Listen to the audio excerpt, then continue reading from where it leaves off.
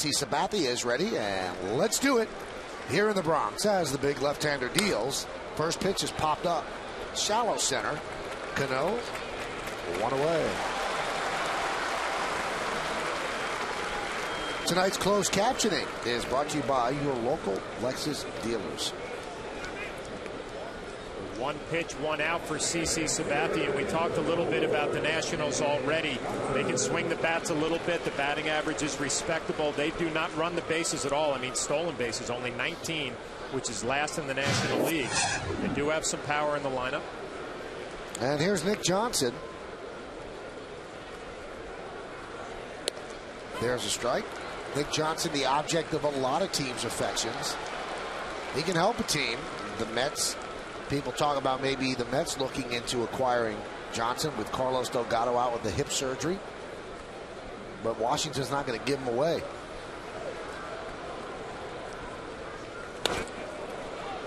High fly ball left field. Damon is there. 2 outs. New York Yankees baseball is broadcast in Spanish. It's available by hitting the SAP button on your television. SAP is brought to you by Toyota, a smart way to keep moving forward. So 2 down, and that brings up Ryan Zimmerman. And if the Nationals are going to rebuild this organization, it's going to be around Ryan Zimmerman. Young player, they drafted him. Had an exciting 30-game hitting streak this year. Hitting .310 with 12 homers and 42 runs batted in. There's a strike. You know what, Michael, the Nationals come in with 16 wins. Not very good. You see the numbers for Zimmerman. But you come into a new Yankee Stadium, a big crowd. They're going to be excited these next 3 days. Manny Acta, their acting manager right now. He's on the hot seat, it sounds like. His 3rd season as the Nationals manager. My point is, if you're the Yankees and you can kind of jump on this team early and kind of put them to bed a little bit, you should have a nice couple of days. You're coming in here with some excitement, playing against the New York Yankees in a new stadium. You want to jump out ahead. CC having a good first inning.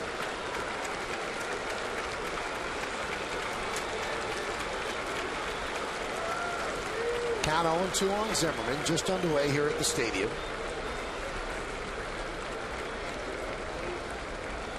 And the pitch. Grounded to second base. Cano is there. And a 6-pitch first inning for CC Sabathia as the Nationals go down in order 1-2-3. It's Washington nothing.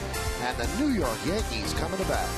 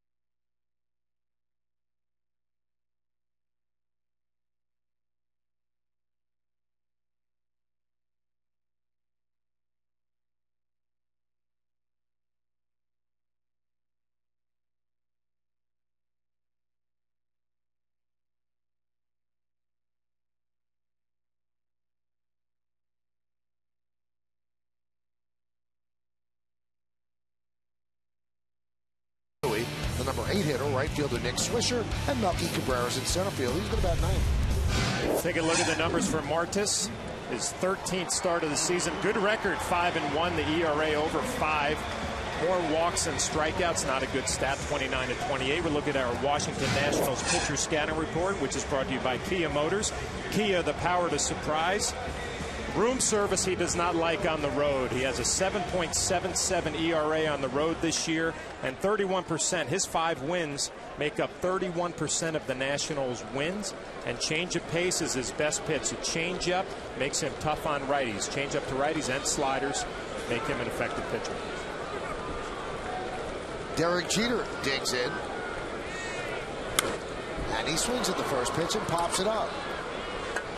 Austin Kearns was playing in shallow, so he's right there to make the play. 1 down. Well, when the Yankees face rookie starters, they usually have a great deal of success. The last 32 rookie starters against the Yankees going back to August of '07, those rookie starters are 3-18 against the Yankees.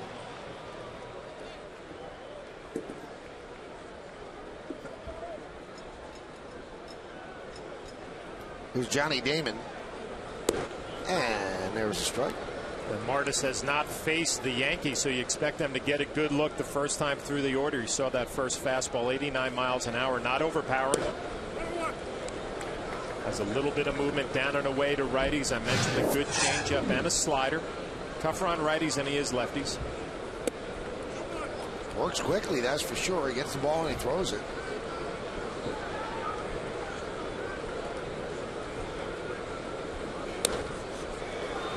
Fly ball right field. Kearns will put it away for the second out. Let's check out the umpires tonight. Behind the plate, we have Dan Iasonia. Goes Dan. Charlie Relaford's in first. Larry Banover in second. And Sam Holbrook is over third.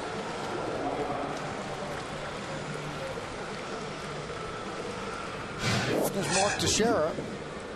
20 home runs. Tie him with Carlos Pena, first in the American League. Nationals really went hard after Teixeira when he was a free agent, and it's close to where he grew up in Maryland. But he was looking for money and a team that had a chance to win, and the Nationals are so far away from having a chance to win. The 2-0. There's a strike. Well, you mentioned how quickly he works. I mean, the Yankees, you probably see at some point during the ball game kind of stepping out of the batter's box. It looked like Martis and Will Nieves, the catcher, really want to work quickly, dictate the action.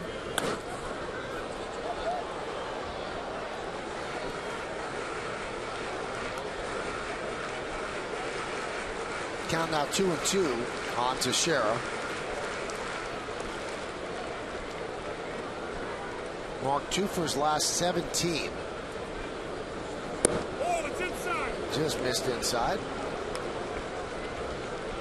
And the count is full at 3-2. Looked like a pretty good pitch. Home plate umpire Dan Iasonia did not give the Nationals the call. That looked like a pretty good spot. Missed outside, so Teixeira works a walk. That's something this Nationals pitching staff will do. They are the worst in the National League. 261 walks with that walk to Mark Teixeira. And they do not play especially good defense. 60 errors, the worst in the major leagues. So pitching and defense not a strength of this ball club. How about this, though? The Yankees have the 4th worst amount of walks in Major League Baseball. And maybe it has something to do with this ballpark where pitchers are not pitching to contact. The 3 teams that have worse walk rates, they're all in last place. So the Yankees are kind of playing against type where you have to throw strikes. Here in this ballpark, they do not want to throw strikes to the pitchers. Well, I mentioned CC Sabathia's numbers, too. He's only given up 3 home runs in 42 innings in this ballpark, so he's kind of figured it out. You have to challenge hitters. You got the Nationals, the Orioles, and the Indians all in last place. And only the Yankees have walked fewer than those 3. And those are the ranks pitching-wise that we showed you at the start. And that's in the National League. Worst ERA, worst bullpen ERA, and the highest opponent's batting average against. Count 2-1.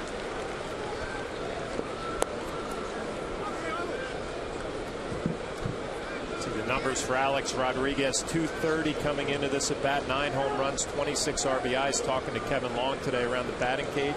Said he's happy with the power numbers, and he said it's only a matter of time before Alex really finds that groove.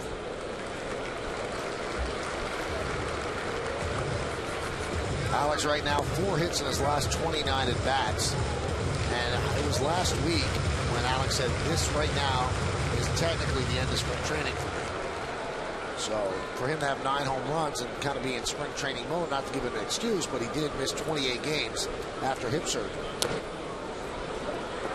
Yeah, I really thought after that 5-for-5 ball game that he had in Texas, you were really going to see Alex kind of take off, and it hasn't happened.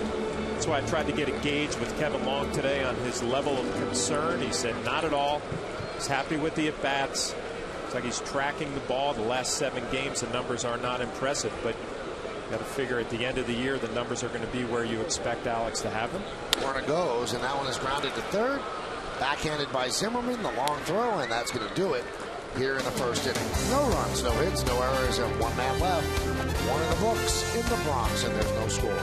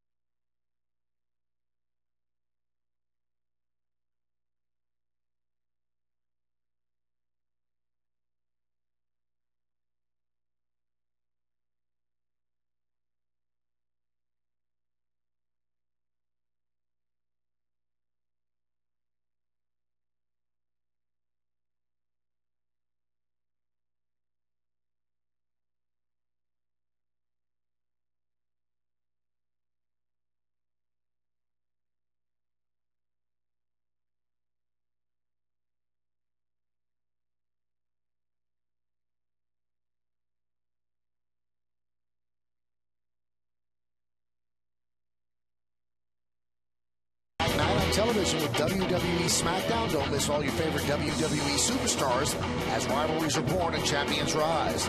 WWE SmackDown, Friday night starting at 8 on I-9. Elijah Dukes will lead off against CC Sabathia. And the first pitch outside at 1-0. Sabathia worked an easy 1-2-3 inning in the first on just 6 pitches. Chase scoreboard, there is no score, and it's brought to you by Chase. 1-1.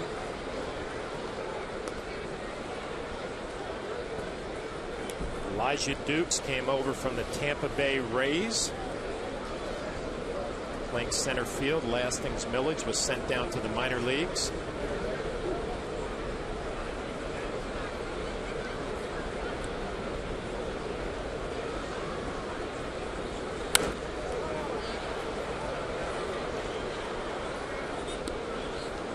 Count 1-2. You see Jorge Posada behind the plate, and off days usually result in stories where people try to come up with statistical stories, intrepid reporting, things like that, and a lot of the stories in the paper regarding the fact that the Yankee staff with a higher ERA with Posada behind the plate than with any combination of Cervelli, Cash, and Molina. And it's almost 2.5 runs more. Kind of unfair to Jorge in a sense, because he has caught 4 of Chien-Ming Wang's starts. And Chien-Ming Wang, obviously, through no fault of any catcher, has not pitched that well, and he's going to start tomorrow. There's Cervelli. And congratulations to Chien-Ming and his wife. Baby boy born today, as Dukes goes down. And the name of the baby, Justin Jesse Wang. But let me ask you this, John. How much does a catcher have to do with the ultimate success or failure of a pitcher? Well, you have to, I guess, be more specific about the pitcher. Are you a pitcher that needs a catcher to call a game, or are you a guy like Andy Pettitte who likes to call his own game and has a pretty good feel for what he's doing? I think this is a little unfair with Jorge Posada, to tell you the truth. I mean, he's kind of getting, I think people are pounding on him a little bit more than they should be. If you're CC Sabathia, the tonight's starter, and he threw his last game for Cervelli, it shouldn't matter who's behind the plate. I mean, you have quality stuff. If you're on, I mean, I could be back there retired for 4 or 5 years and be able to do a decent job. I think, you know, Jorge's still getting used to some of the pitchers on this staff. Missed some time with the injury, still trying to develop a relationship. You know, Java Chamberlain did not have a nice start with Jorge back there. AJ had a better game the other day with Cervelli. I just don't think it's fair for a veteran like Jorge Posada to be taking the heat that he's taking. It is amazing because he was behind the plate as the regular catcher for 3 Yankee championships. So, I mean, the way he's painted now as Dung swings and misses, 1 and 2, it almost seems like he's inept back there, and it is unfair. But some of the comments from some of the pitchers don't help. Now, Java Chamberlain, I think, brought focus into this because he kept shaking Jorge Posada off on Friday and had a terrible start through 100 pitches through 4 innings. And I asked Joe Girardi, and maybe you could speak to this, John, because you know you work behind your plate your whole career. I said to Joe, I said, can't you tell the catcher and the pitcher, hey, if there's a disagreement, you just listen to Posada. He's been in the game 15 years. You've been in it 15 minutes. He said, no. The pitcher has to have conviction of what he wants to throw. 100%. I totally agree with Joe Girardi. I mean, the pitcher could throw technically the wrong pitch, but if he believes it's the right one, he's going to make a better pitch and probably more quality. Nub, third base side, it hit a patch of grass and kicked fair. That was very odd. So a base hit for Adam Dunn. That looked like it was ticketed to go foul, and it hit a clump of grass, I guess. It had some serious spin on this. Off the end of the bat, it actually had spin that brought the ball back to the infield. It's going to be an infield single. First hit of the ball game for the Washington Nationals, and it's a cue shot right off the end of the bat. All Alex Rodriguez can do is pick it up and take a look. But getting back to the point of the pitching, Michael, I mean, if CC Sabathia is out there, he could throw the wrong pitch in the wrong situation, but he believes it's the right one. He's going to make a quality pitch, and that's all you're asking for. But I guess my point is about Java on Friday. He's 23 years old, and he kept shaking off Posada, and he wasn't pitching well. So at that point, isn't it fair to say you throw what he tells you to throw? And I have had some managers, I have had some pitching coaches who have told young starters, you are going to throw whatever this veteran catcher puts down there. Now, is that the right way to go? Maybe not, but I think it'll simplify the game plan for a guy like Java Chamberlain, who I think maybe is getting away from his strength, which is fastball slider, trying to mix in changeup curveball. It might simplify his game plan. But, you know, Joe Girardi is right in the fact that you want your pitcher believing that the pitch is the right pitch to throw in his mind. 1-1, and the pitch inside. And also, if the other veterans like Burnett and Sabathia are not comfortable with Posada and they're not in sync, isn't it incumbent upon Girardi and then Dave Island to get them in a room and get them on the same page? You get everybody to speak their mind. You Almost know, like an intervention. Exactly. Well, Jorge Posada does a great job going over scouting reports. He knows all the hitters.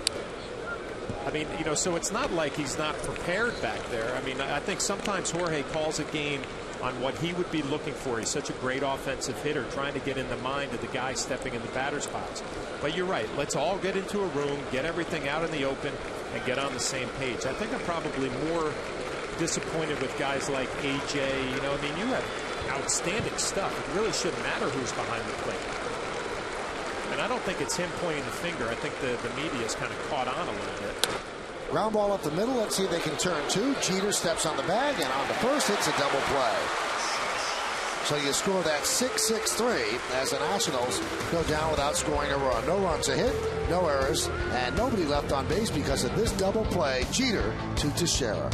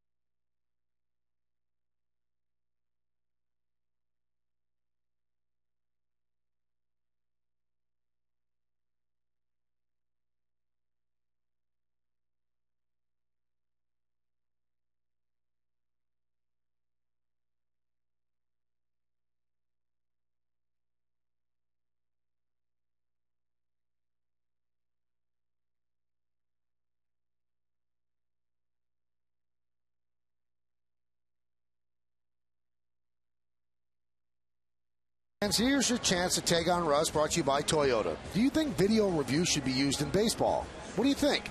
Go to my9tv.com, the blog, or email us a video with your thoughts. It's Take on Russ, brought to you by Toyota, a smart way to keep moving forward. We go to the bottom of the second inning. There's no score as Robinson Cano digs in against Martis. And there's a line drive base hit to left field. That's exactly what we were talking about in the open, John. If he takes the ball the other way, he's so much of a better hitter, and then the right side opens up to him. Chase scoreboard, there's no score. No, you take the fastball the other way, he gets a little riding fastball. You wouldn't say it's sinking, it's more across the plate. And you just stay on it and drive it the other way. The thing that Robinson Cano can do, Michael, if he gets a fastball inside, he's still thinking the other way, he can foul it off. And that's when you get that mistake that falls right into the happy zone, down and in, and that's where you do your damage. 11 home runs already, 19 a career high in 07 for Robinson. There's Posada, and the pitch outside 1-0. Posada 3 hits in his last 19 at bats. The base hit by Cano puts him over 300. Again, he's at 301.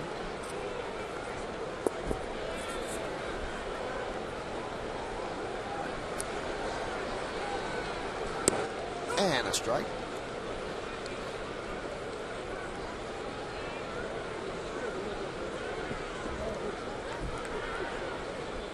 Jorge had a couple of days off. The day off yesterday, did not catch Sunday's ball game, so he should be well rested. Ground ball up the middle and through for a base hit. Cano will stop at second just to lose the diving try of Alberto Gonzalez. So Posada brings up a single. Robinson Cano goes the other way. Jorge Posada gets a fastball up, out, over, just drives it right back up the middle. Nice, simple approach. And it's easy to have an approach the other way when you have a starting pitcher who doesn't have an overpowering fastball. You don't worry about the fastball in inner half because he doesn't have outstanding velocity. Nice approach. Just drive the ball middle the other way.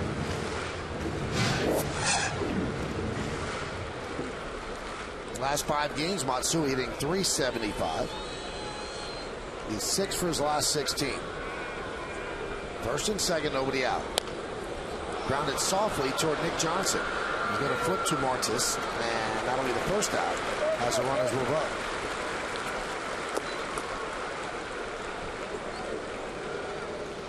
And it's a changeup from Martis. I talked about it to the righties. He'll throw it, and to the lefties, Hideki Matsui gets a first pitch change, hits it off the end of the bat.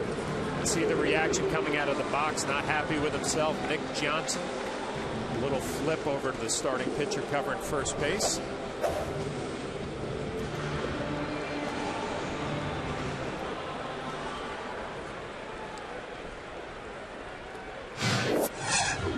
And here's Nick Swisher. He's had a good month of June. He had a great April and a bad May, so that all adds up to 247.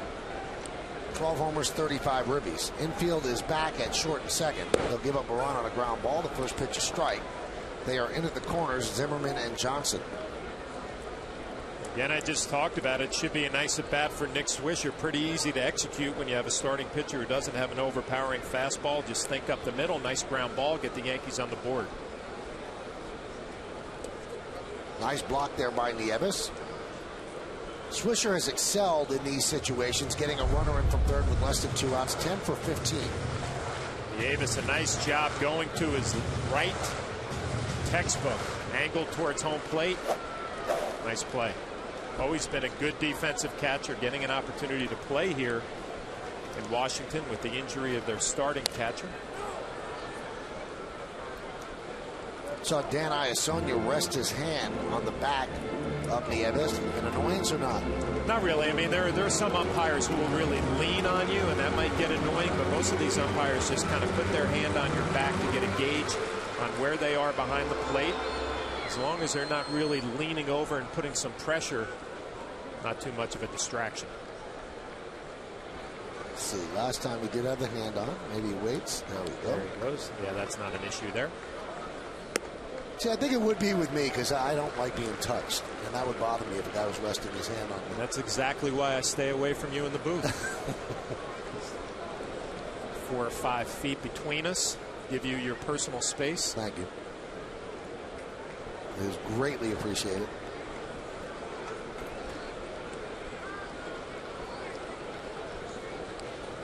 Two. Foul back. You'd always love to jump out and get a lead early in a ball game, but especially against a team like the Nationals, like I mentioned earlier. Only 16 wins. Things have not gone well in Washington. You come in here with a little sense of excitement, playing in a new stadium, a big crowd. The Yankees can get a few runs on the board early. It really takes a lot of the momentum away from the Nationals. Been in this situation before, playing for Tampa Bay and some teams that lost 100 games. You come into this environment, you're fired up. Another block by Nieves.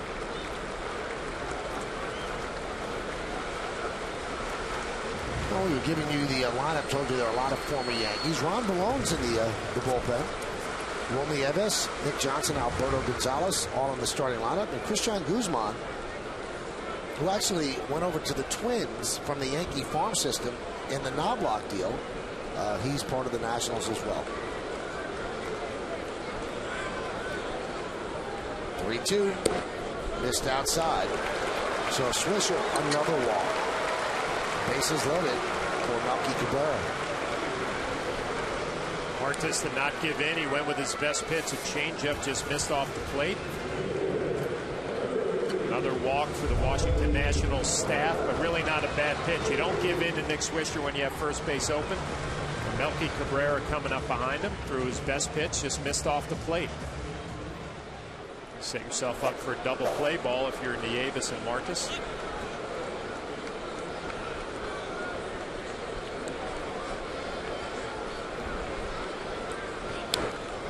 Right in on the hands, foul back to the screen.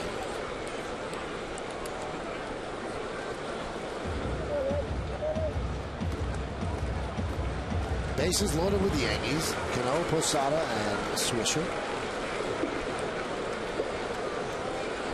Martis deals. And the count 1-1. Melky at 294. And the Yankees 15-0 victory over the Mets on Sunday. 2 for 4, 2 doubles, 2 ribbies. He's 4 for 8 this year with the bases loaded. Lofted to left field.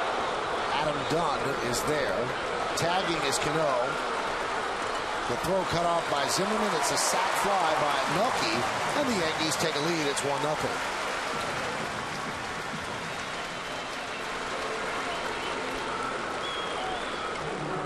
Nice job by Melky Cabrera. You want to make sure you get a ball in the air. Stay away from that double play.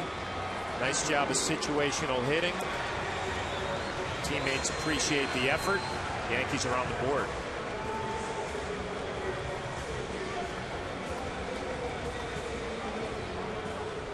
Here's Derek Jeter. 5 hits in his last 10 at bats, 7 for his last 14, and 9 for his last 19.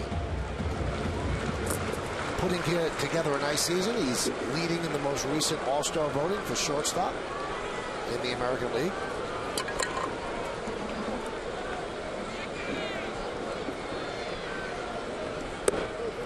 Did you see the first base voting, John, how close it is? I did not. Kevin Youkilis is about 1,300 votes ahead of Teixeira. Now, probably moved ahead because, you know, there were 3 games at Fenway Park at the beginning of the week, so Yankee fans running out of time with home games here. If they want to see Teixeira get in, they're going to have to do some voting, I guess, but that's a really close vote. And you know what? Both of them are very deserving. Jeter 10 for 21 with 2 outs and runners in scoring position. Those are the kind of hits that really hurt the opposition. You're 1 out away from getting out of it, and all of a sudden, there's a hit that drives in a run. Foul back, 1-2. Watching Martis the first time through the order, you can see he's comfortable throwing the ball to the inner half on a right-handed batter. It seems like that's his arm side. Right in here, he's very comfortable. Away to a lefty, in on a righty, and the numbers bear it out. 154 right-handers coming into this game. Lefties 326. He does not like to throw the ball on the other side, away to a righty. Look for the lefties to do some damage tonight. Grounded up the middle. Anderson Hernandez will get the out at first, and that's going to do it for the Yankees in the second. 1 run, 2 hits, and 2 men left. We played 2, 1-0 Yanks.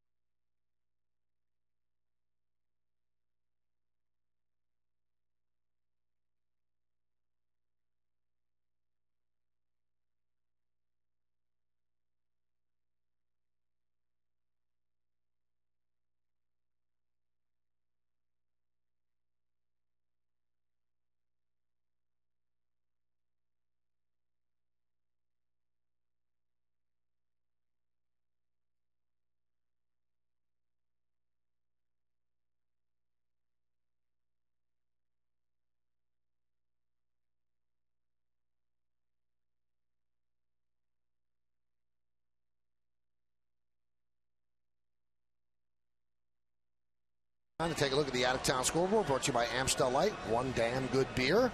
Philadelphia leads Toronto 1-0, bottom of the second. Mets and the Orioles scoreless, top of the third. Cleveland 2-0 over Milwaukee, bottom of the second. And Boston over Florida 1-0, top of the third. Cincinnati 1-0 over Atlanta, top of the second. A little bit later on, White Sox, Cubs, Tigers, Cardinals, and Rays and the Rockies. Here is Alberto Gonzalez. And the pitch is low, 1-0. Yankees get a run on Melky Cabrera's sac fly, so they're up 1-0 as we go to the third.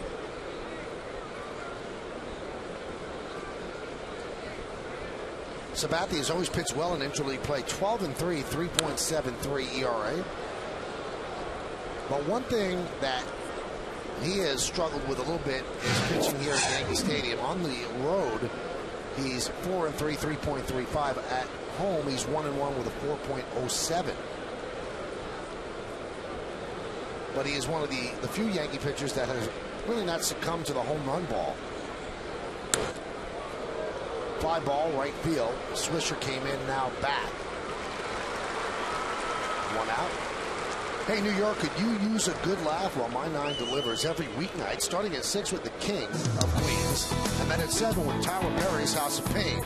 Watch as Doug and Curtis put the fun in dysfunction.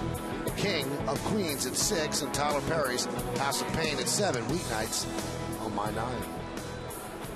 Well, Michael, you mentioned the numbers for CeCe, but you feel like every time he goes out there, he's going to give you 7, 8 quality innings. I thought that start at Fenway was really a nice one for him. That first start as a New York Yankee at Fenway Park. He really did a nice job against the Red Sox until they got into some trouble in the 8th inning. And the pitch to Nieves is a strike. It's got to be so comforting for Joe Girardi when you give CeCe the ball. You know you're going to get 7, maybe 8 quality innings.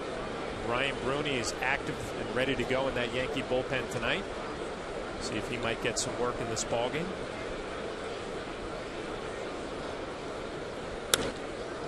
Fly ball right field, giving chase is Swisher toward the line, and he'll make the play. They call it a foul ball, but it's an out nonetheless. 2 away.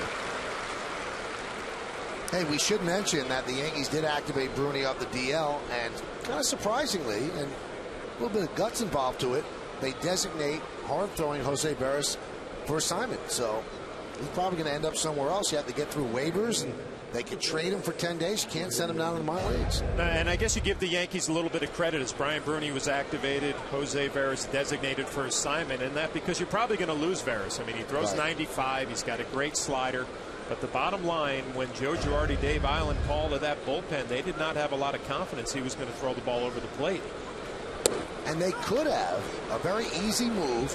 Would have been David Robertson down to Scramblesbury. They have no chance of losing him. He still has options. And keep going to Veras. But they said it's not fair to Robertson, not fair to the team. Veras is not doing the job. And they essentially cut him. I mean, they could trade him, but they're going to lose him. Bottom line, the weakness on this team would be the bullpen, and David Robertson has done a nice job. He's got a good arm, good fastball, good curveball, and has had some opportunities, taken advantage of them. So you know what? The Yankees made a tough call today, but I feel like it was the right one. Your bullpen is better today than it was yesterday.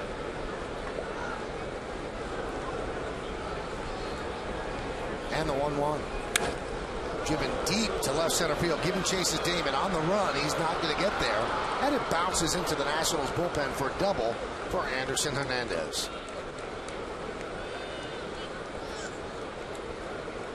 It's the first ball that the Nationals really have hit hard. Adam Dunn had an infield single. Hernandez gets a fastball in the inner half. Does a nice job of getting to it. That ball was on the corner, maybe off the corner a little bit, and drives it to left center. First really good swing we've seen from the Washington Nationals against CC Sabathia tonight early in the ballgame.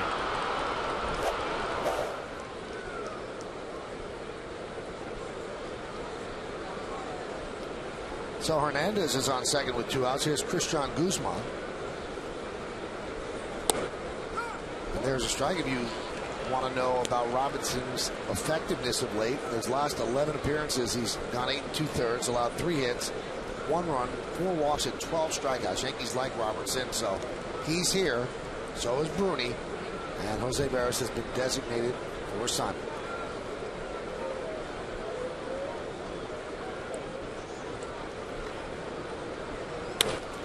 Ground ball is short. Jeter.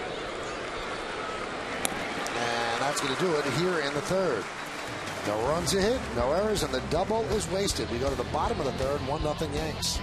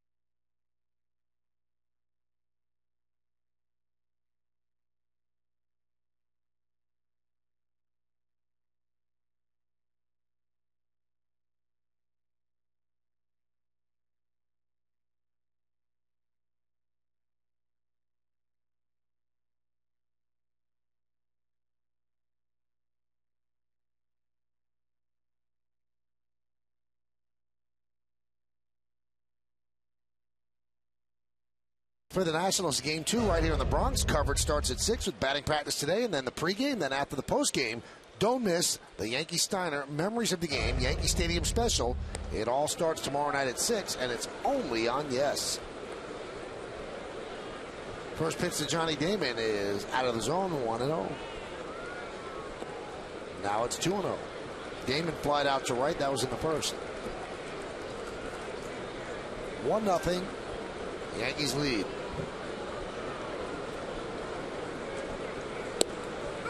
There were a lot of stories, John, in the national media over the last couple of days that Manny Acta was probably going to be fired yesterday.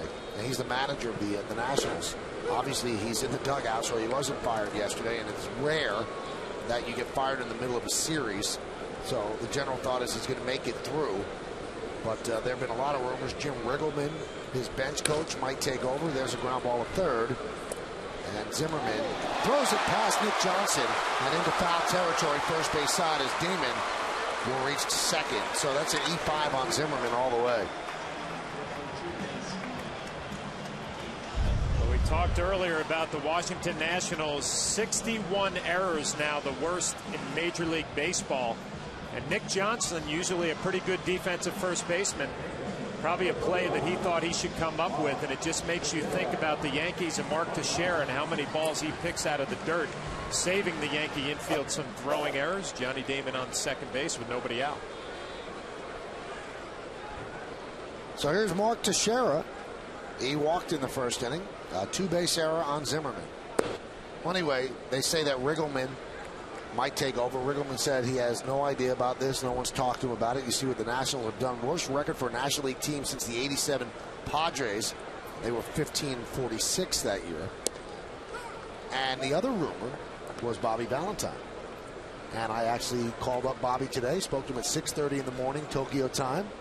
And he's probably in the last year with the Chiba Latte Marines. They said they're not going to bring him back. He makes too much money.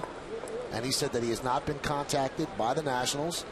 And he would not talk about any interest, he said, because it's not fair to talk about a job that somebody has. Well, good for him. That's a pro, Bobby Valentine right there. And Jim Riggleman, I'm sure, is in a tough spot. You're the bench coach for the Washington Nationals, being talked about possibly as a manager when you're still working for Manny Acta. Ground ball to first. One away as Damon moves to third. So Teixeira does his job and moves the runner over.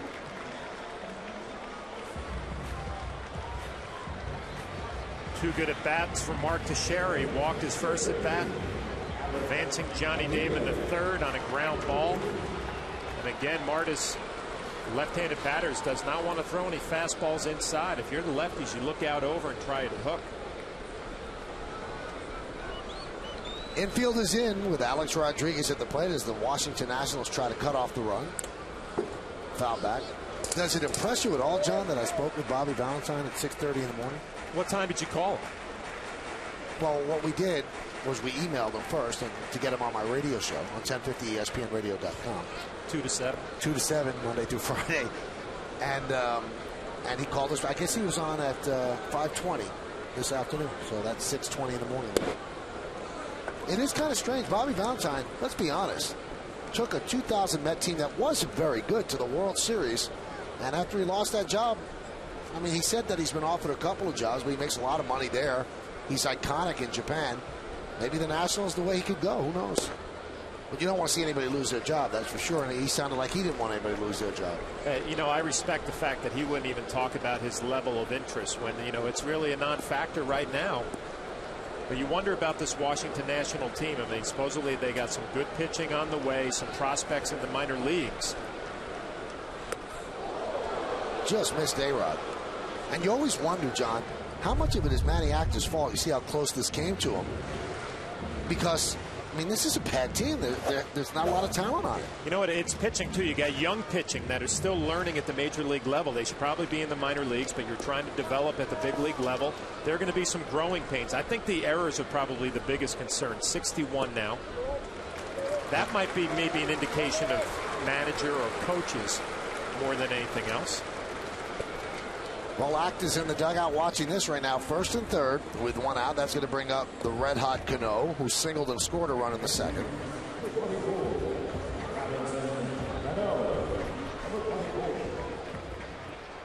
See if Robinson looks for a ball out over the plate. He's 1 for 1 with a single. He got a fastball out over and hit it over the shortstop's head his first at bat. You're the lefties. You can eliminate inside until Marta shows you he's going to go in there. Everything else has been away. Ripped and off the body of Johnson. He didn't know where the ball was. It's a base hit for Cano. Scoring is Damon. Moving to second is A-Rod. It's 2-0 Yankees. Wow. I mean, that was right at Nick, and he's such a good glove man. Well, this is a rocket, though. And you can see it eats him up. I mean, it was a first pitch changeup, and Robinson Cano, we talked about it in the open. It's a fastball. He goes the other way. Anything off speed, he pulls and he drills this right at Nick Johnson. That ball just ate him up, a rocket. It's going to be scored a base hit and an RBI. That looked like it got him right above the glove. I wonder if he's hurt. And he's very injury prone, that's why people are somewhat hesitant to make trades for him. But he looks like he's okay, and that scored a base hit. Who feels good about that is Mark Teixeira in the Yankee dugout. Did a nice job of advancing Johnny Damon III. And you love to see your teammate pick up the RBI when you sacrifice yourself with a good at bat. Posada swings and misses off speed. Count 0-1.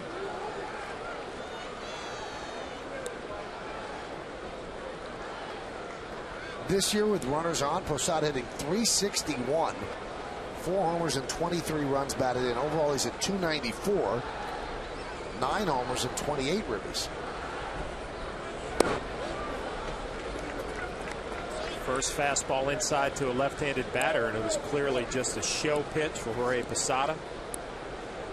Veteran hitter, I'm sure he just digests that and then looks back out over, thinking it was a setup pitch. Jorge does a nice job of sitting on location, sitting on pitches. Doubled up, back in there.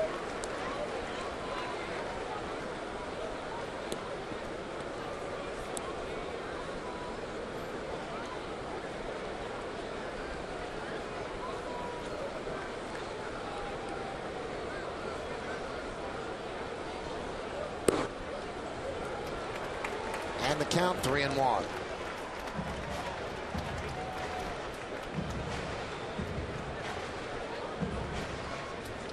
Early in the ball game, but the point where a young right-hander has to make a big pitch here with Jorge Posada, and a hitter's count 3-1, first and second. Make a good pitch with the changeup, could get a double play. High fly ball left field. Dunn is there for the second out.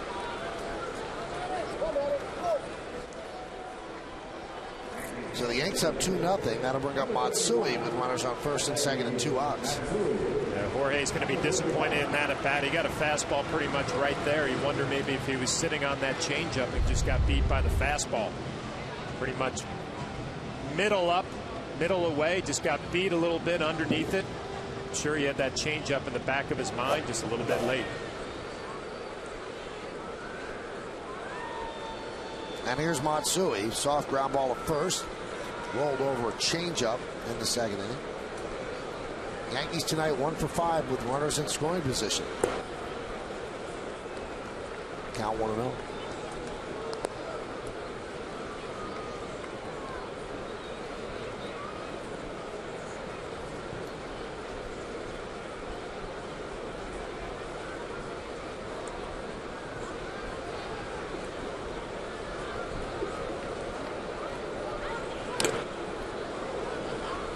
Count 1-1. Will Nieves had a pickoff play with his shortstop Alberto Gonzalez, trying to get Alex Rodriguez getting a little bit too big of a lead at second base. Ball was fouled off. It looked like Nieves behind the plate had something on. You check out Gonzalez coming back here. Alex Rodriguez might have been in trouble if Hideki Matsui didn't foul this pitch off.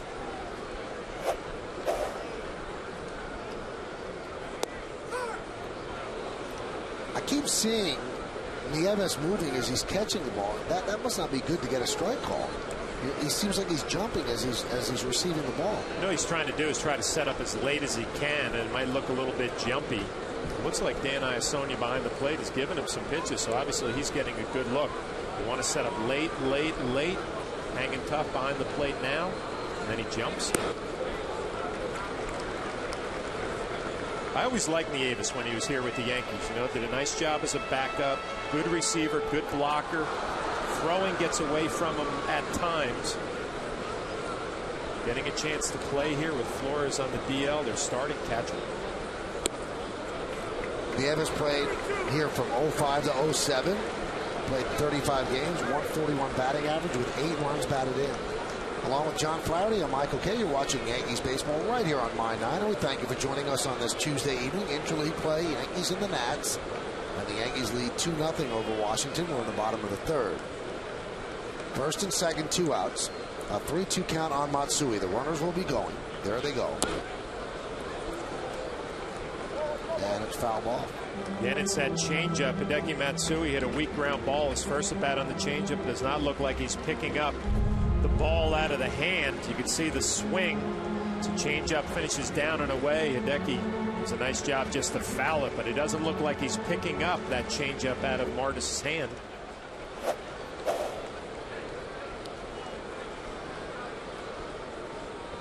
Swing and a miss. And Nieves tags out Matsui, and that will do it. But the Yankees get a run on 1 hit, 1 error, and 2 men left. 3 in the books, 2-0 Yanks.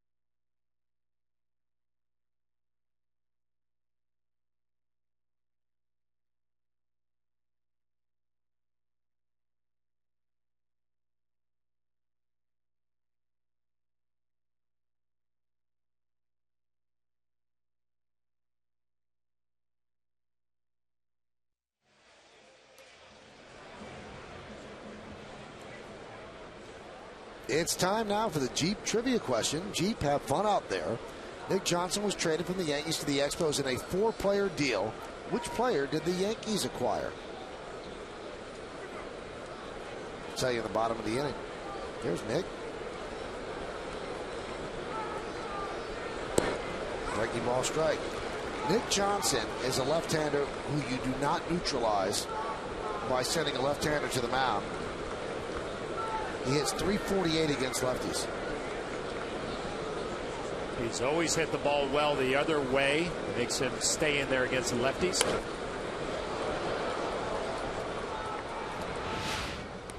Nick Johnson, a Yankee from 01 to 03, hit .256, 31 homers, 113 ribbies. I got a chance to play with Nick in 03. Really a nice kid coming up, learning how to hit at the major league level. You can see the type of power that he potentially possesses. As a young kid, he was really trying to figure it out up here. And his uncle is Larry Bowa, the third base coach for the Dodgers, former Yankee third base coach. The scoreboard is brought to you by the New York Lottery, New York State Lottery. Hey, you never know. 2-0 Yankees over the Nats. Some talk of Nick Johnson maybe being traded to the Boston Red Sox. There's a ground ball. Nice stab there by Alex Rodriguez. 1 away.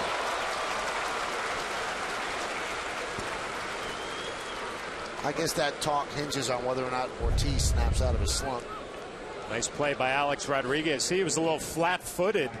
Didn't get the greatest jump in the world going to his left, but comes up with it. Nick Johnson does not run well. Plenty of time to get it across the diamond. A short hop. Easy throw over. You think Nick Johnson would be a nice fit up there, though, Michael. A guy who works the count, would kind of fit into that lineup, give them another piece. Kevin Youkilis, you would, I guess, assume would stay at first base. He's such an outstanding defensive first baseman. You know what's the killer, though, if you make the deal for Johnson? As I mentioned earlier, the Nationals aren't giving him away. So you're going to have to give up a nice package of young players to get him. And you always run the risk of him getting hurt. He gets hurt a lot. And if you make that trade and then a week later he goes down for the rest of the year, you go, oh, what did we just do? So there's some trepidation about making that deal. Yeah, you're right. I guess I look at it, you know, he's only, what, $5.5 million, and these days you say that's all he's making, really not an overwhelming salary. So you could take that on easily if you're Boston Red Sox and wouldn't even flinch. But you're right, Nick Johnson has had trouble staying healthy, a broken leg, some wrist problems. Ryan Zimmerman with a fly ball that dunks in front of Melky Cabrera out in left center. A base hit for Zimmerman.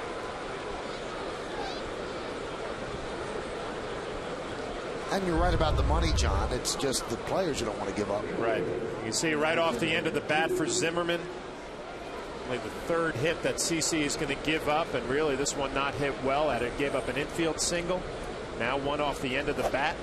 Hernandez had the only solid base hit, a double to left center.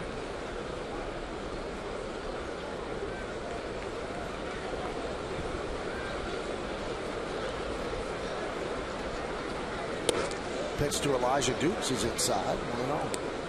I guess if you're the Nationals, though, you got to make a decision on where you're going. They just had the first pick in the country. You have to spend a lot of money to sign that pitcher out of San Diego State, Steven Strasburg. So do you trade some of your guys and load your system with prospects? Hope that they develop and make it to the major league level?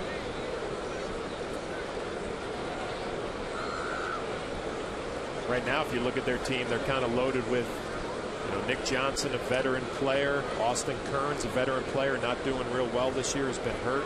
Elijah Dukes. Zimmerman is going to be the face of your franchise. Christian Guzman. This is the resume of Steven Strasburg. First overall pick this year. He played under Tony Gwynn, the coach at San Diego State University, and pretty good season. 195 strikeouts in 109 innings. And he throws about 103 at times. Soft ground ball to second base. Cano flips to Jeter, and Jeter has to jump out of the way of a sliding Zimmerman for the second out. I thought this was going to be a double play ball all the way. It looked like Robinson Cano did not give Derek Jeter the best of feeds. You can see it get stuck in the glove a little bit, and Derek does a nice job just making sure you get that out. See, it wasn't a clean transfer. Pulled him to the left a little bit, and Derek, being the veteran, makes sure of one.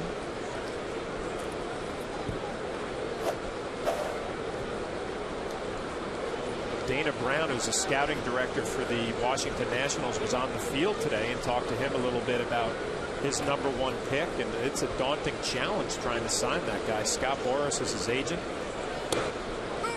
asking for big money. Figure that's not going to get done anytime soon. Well, Scott might have given a window into how much he wants, because he hasn't said it publicly. The figure that's out there publicly is $50 million, and I just don't think that's going to happen. But he actually told me that J.D. Drew in '98 got an $8 million signing bonus. He said, so this is 2009, and baseball revenues since then have gone up 400%. So if you times 8 by 4, I guess he's looking for about $36 million. He can look for it all he wants. I mean, you know, we don't know anything about the Nationals and their finances, but they're not getting great attendance in Washington. I think that money would be hard to come by.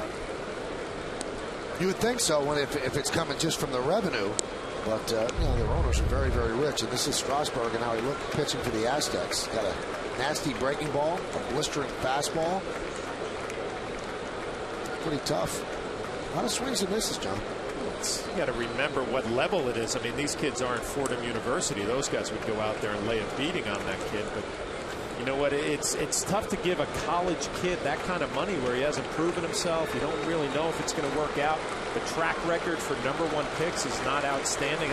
That's a tough spot if you're the Washington Nationals, in my opinion.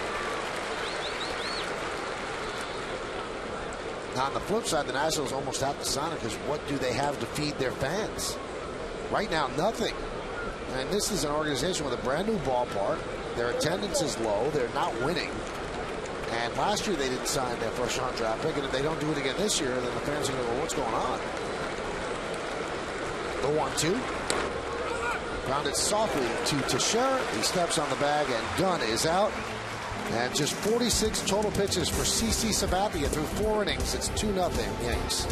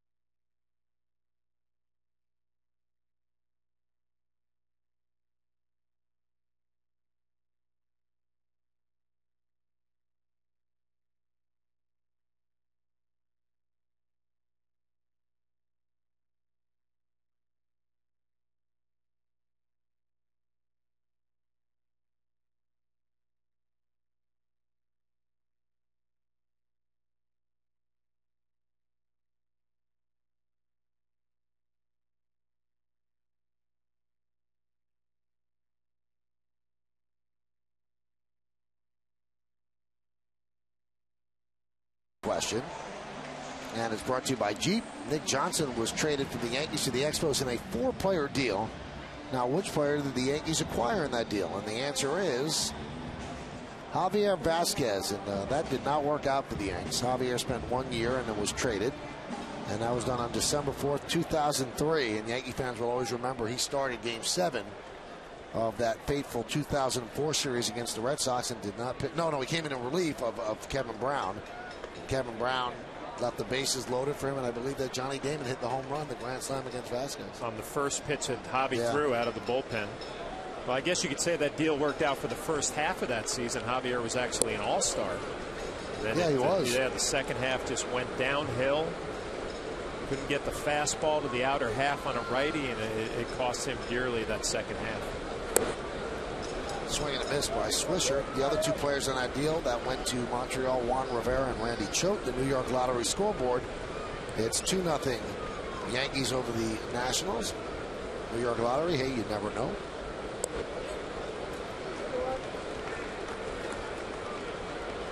Randy Choate back in the big leagues, right, with the Tampa Bay Rays.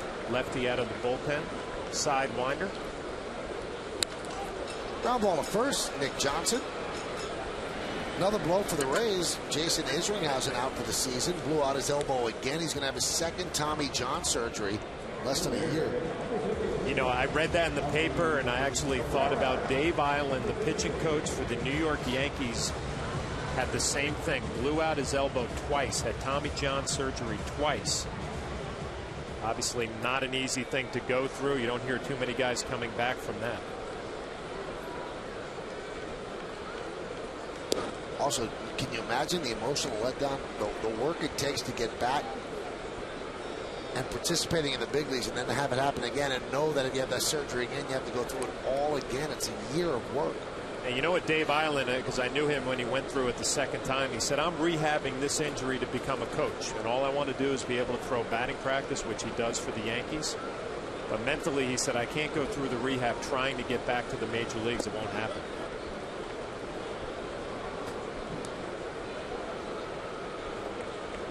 (2-0) on Cabrera, who had a sac fly in the second inning. And a strike.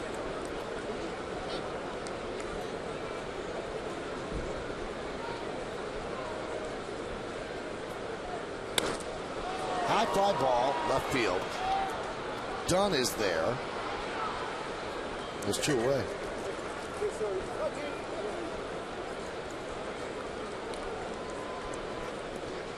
I wonder if there's a danger, John. The Yankees just faced the Red Sox 3 games at Fenway. The Mets, 3 big crowds here at Yankee Stadium. And although there's a big crowd here, it's the Nationals that there's a letdown problem. I don't think there's any doubt, Michael. You come into this series and you look on paper, 16 wins for the Nationals. If you're the Yankees, you say, you know what, we're going to get 3 and then get on the plane and go where, to Florida, I guess, to play the Marlins. You cannot overlook these ball games, and the Yankees have done a nice job getting on the board. But it feels like they've let a few opportunities slip by, and I mentioned it before. A team like the Nationals, you're just looking to stay in these games and have a chance late.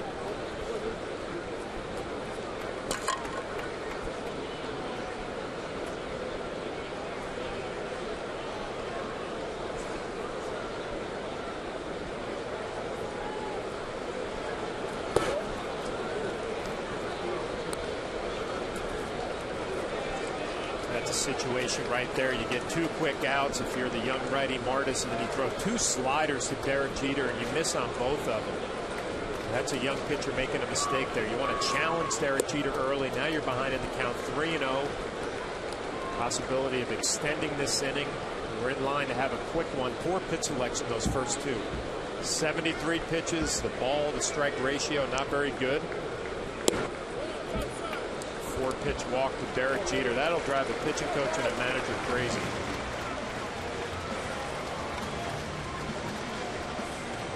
And a new pitching coach is Steve McCaddy. Randy St. Clair was here for a while, and they just fired him. McCaddy, former pitcher with the Oakland Athletics. Actually, one of those pitchers where Billy Martin threw everybody about 300 innings one year. Never let him come up for air. And the pitch to Damon is outside.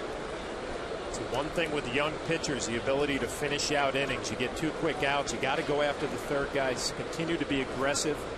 A team like the New York Yankees will make you pay some 2-out walks and not finishing off the inning. And now he's thrown 6 straight out of the zone, and Nieves goes out and talks with him. And also McCaddy comes out. This copyrighted telecast is presented by authority of the New York Yankees and may not be reproduced or retransmitted in any form.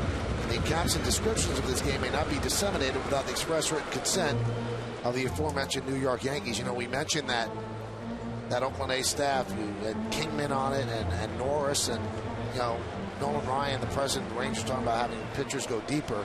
And that year, Billy Martin said, here's the ball, finish the game. And he had them throw a lot of innings and a lot of pitches, and a lot of them came up with bad arms.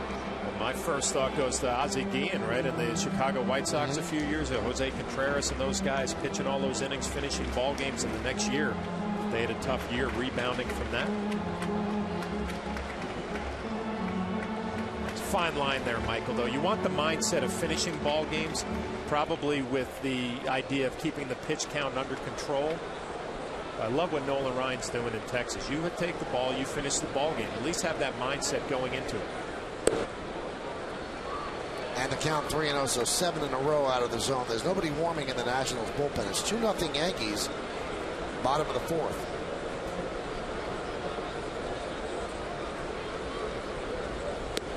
There's a strike.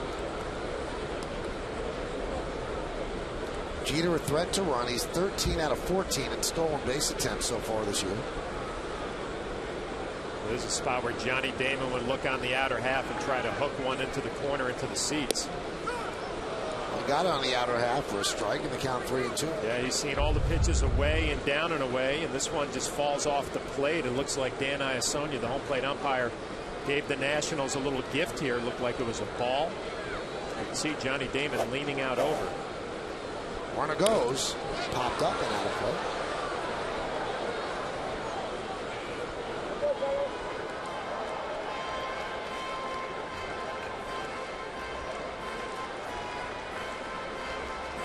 Artists like to throw that changeup 3-2 to Hideki Matsui. He threw him 2 in a row and had a strikeout to end the inning. In the third, we'll see if he goes to it again.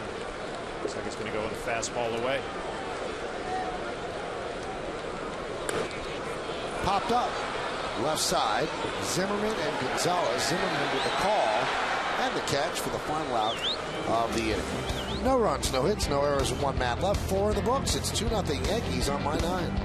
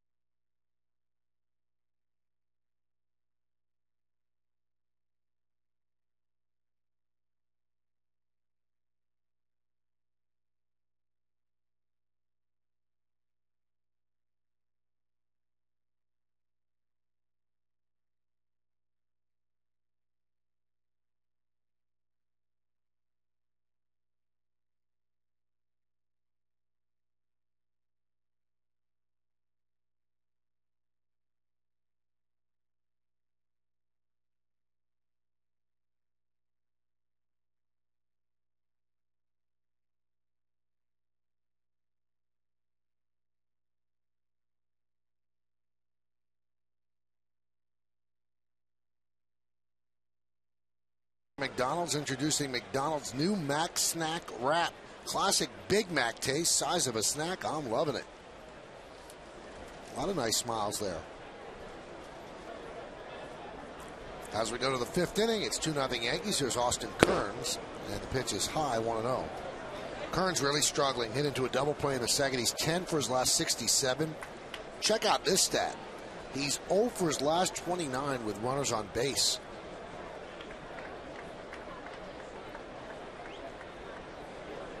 And the 1-0. High fly ball.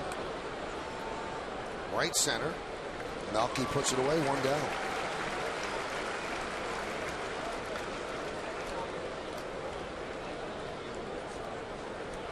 CC Sabathia doing it pretty easy tonight. Has a good fastball, throwing a lot of strikes, really dictating the action against the Washington Nationals, forcing them to put the ball in play. Haven't had too many good swings off of them. The hitters will always tell you what kind of stuff you have. Sabathia looks like he has pretty good stuff tonight.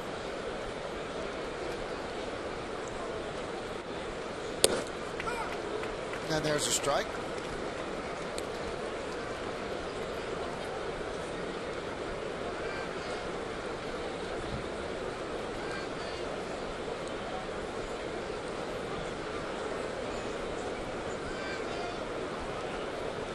Now, John, you spent a lot of years on bad Tampa Bay teams. How tough is it to go out and play every day and get yourself motivated for that game, knowing you have no chance to make the playoffs? Well, you have no chance to make the playoffs. It really becomes about personal pride and kind of going out there. Not saying that you're playing for yourself, but you challenge yourself to be ready to play every day, give a quality effort. Line drive, base hit off the bat of Gonzalez. Hey, tomorrow starting at 8, Arsenio Hall is back, and he's bringing the most outrageous videos from online and around the world. Then at 9, a new guitar has a musician playing like a rock star. Only this axe doesn't shred. It kills. On an all-new Twilight Zone at 9. The world's funniest moments at 8, the Twilight Zone at 9, tomorrow night on My 9. Gonzalez on with the single. Here's Will Nieves. Well, Michael, like I said before, it's easier for these Washington Nationals to come into the new Yankee Stadium and play because there's some excitement. You're fired up. A big crowd. Playing against the New York Yankees, a team like Tampa Bay that I was on, or a Washington team, and you're playing at home, there's 6,000 to 8,000 people in the stands. That's where it gets tough. You test your professionalism in that type of environment. Here it's as easy. Will Nieves, new Yankee Stadium, packed house. It's exciting.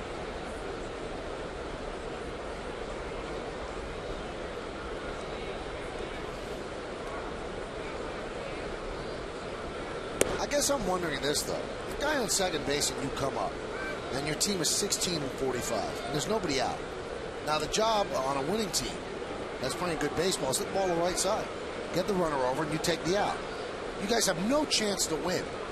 What inside you do you have to fight to say, I'm trying to get this run in. I don't care if I pull the ball. You're a professional baseball player. Your job is to get that runner to third base. I mean, and you have to trust that your manager, your coaching staff, your general manager, they're all going to appreciate good baseball. And you know what? The bottom line is these guys are fighting for a contract next year, fighting for a spot on a major league roster, whether it's with the Nationals, the Yankees, a lot of scouts in the crowd. You sign that contract to be a professional baseball player. You sign up to play the game the right way, and you hope it's recognized by the organization you're playing for.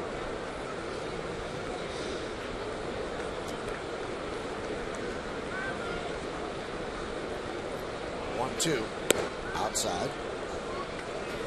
CC hasn't had to work out of the stretch a lot in this ball game. You see him missing high and away to the right-handers. Got to exaggerate that little leg kick, hold that knee up, the right knee up a little higher, and stay over the rubber and make sure you're working downhill.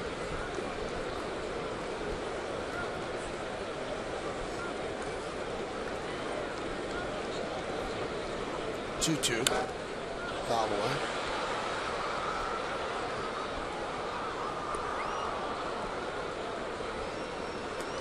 Gonzalez at first only has 1 stolen base, has not been thrown out all year. And the Nationals, they just do not run very much. And you know, a lot of National League teams like to run, force the action on the base paths. Not the Washington Nationals. They're pretty much a station-to-station ball club.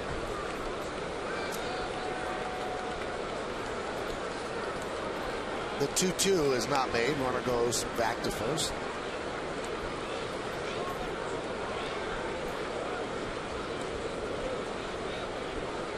"19 stolen bases on the season, which is last in the National League." For CC Sabathia, just go to work on Will Nieves. Give a little courtesy look over to first base at Gonzalez and go to work at home plate.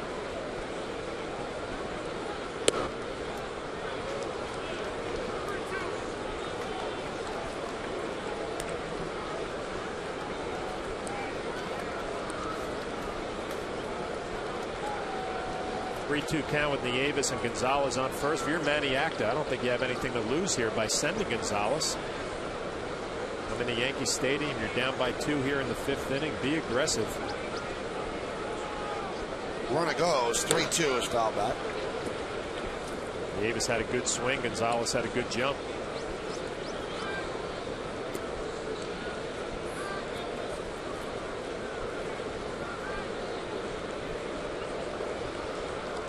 Nieves has put together a different at-bat. This is the first at-bat all night of more than 5 pitches for a national hitter. It's the first time he's really had to work in this ball game, and working out of the stretch doesn't look 100% comfortable.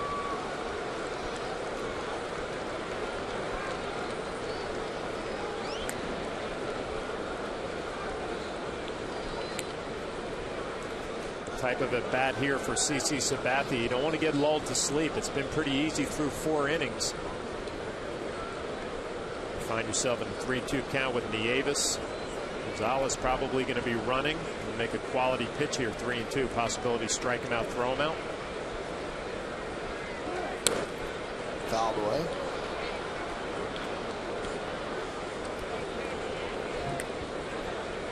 .59 pitches, an outstanding ball to strike ratio, 17-42.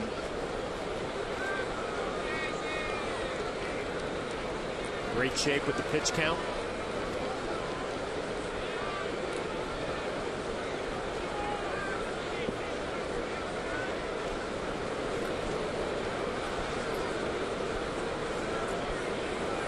Nieves battling CC.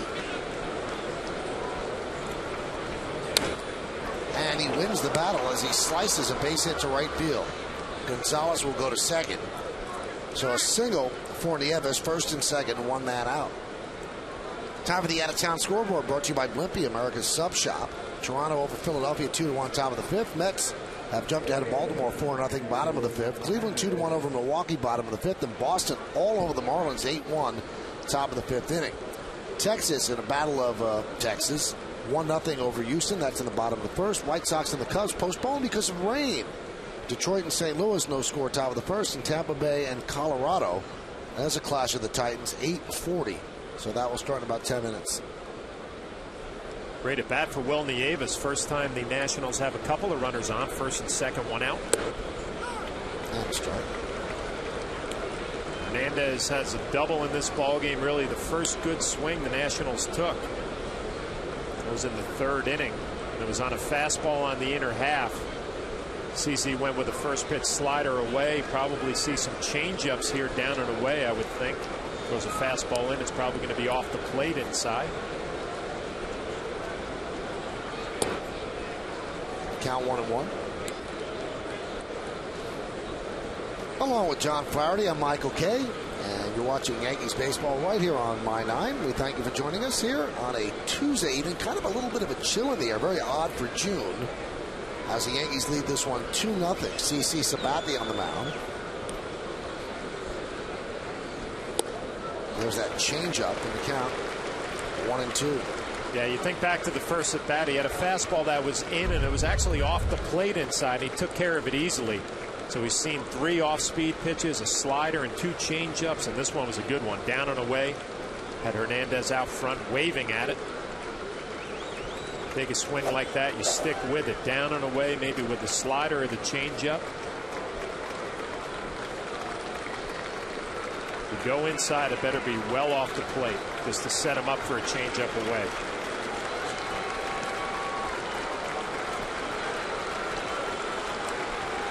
One-two. Deep drive, left field. Damon back, track, wall. He leaps. See ya! A 3-run home run for Anderson Hernandez, and the Nationals lead 3-2.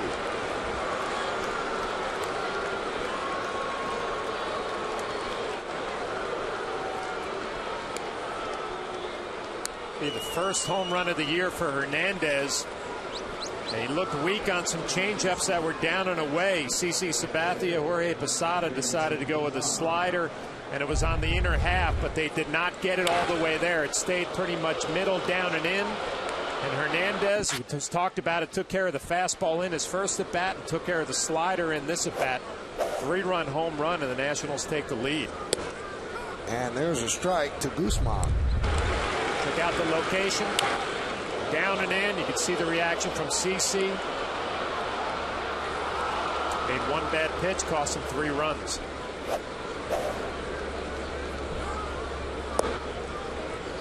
And the count 1-1. That's Anderson Hernandez's first home run since September 19th of 2006. It's a long time.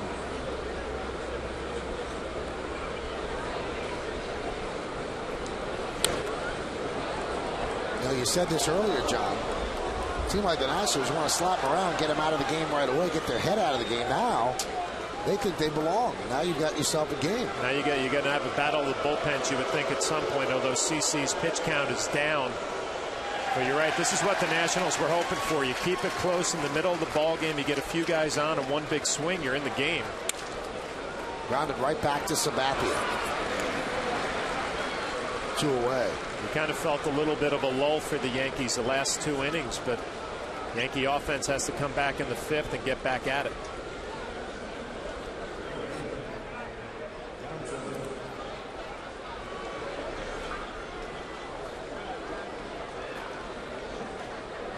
Reason to smile when your first home run in about 3 years goes over the wall.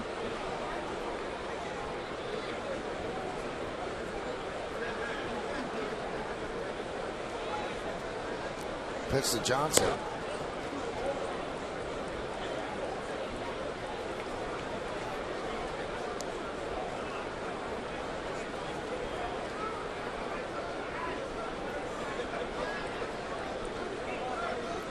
And the 1-0. There's a strike. Good slider from CC. Missed up the first one. Dropped in a nice slider for a strike. Talked about Nick Johnson, how well he hits left-handers. Probably look for some fastballs inside. Keep him honest. Right there on the count. 1-2. It's a dangerous pitch because of the short porch in right field at Yankee Stadium, but you got to keep Nick Johnson honest inside so you can get him out away with the slider. Keep going away, he's going to wear you out to left center. Nice pitch. The 1-2 outside.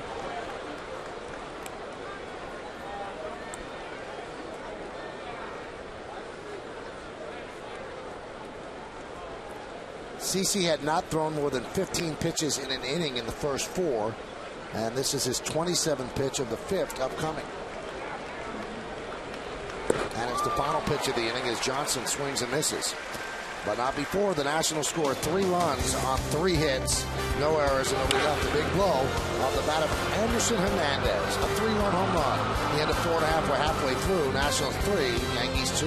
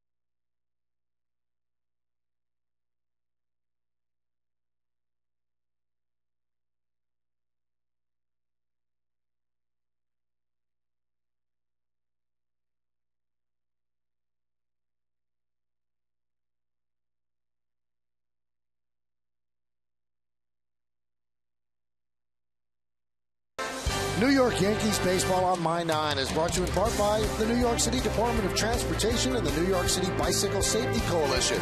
Sims, where an educated consumer is our best customer. And by Honda. Visit your local Honda dealer today. Well, the Yankees have a deficit. They're down by 1. Here's Mark Teixeira. And Martis deals a strike, 0-1. It's been an interesting inning for Martis right here. All of a sudden you got a 1-run lead. You're in the 5th inning, 3 outs. You're in line for a win. You're facing the middle of the Yankee order, 3-4-5. Nice challenge for the young right-hander here.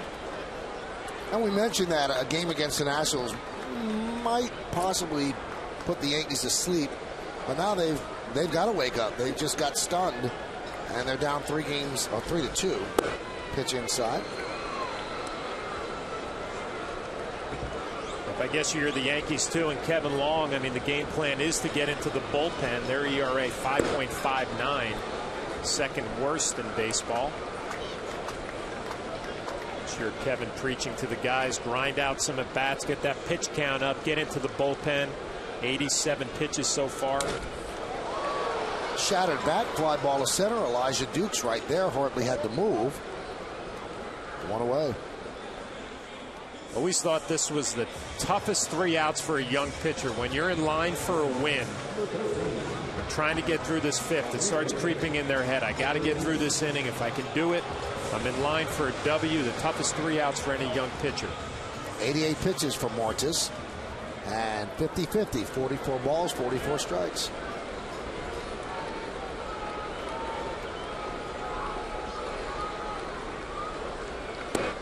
And the pitch to A-Rod is a strike.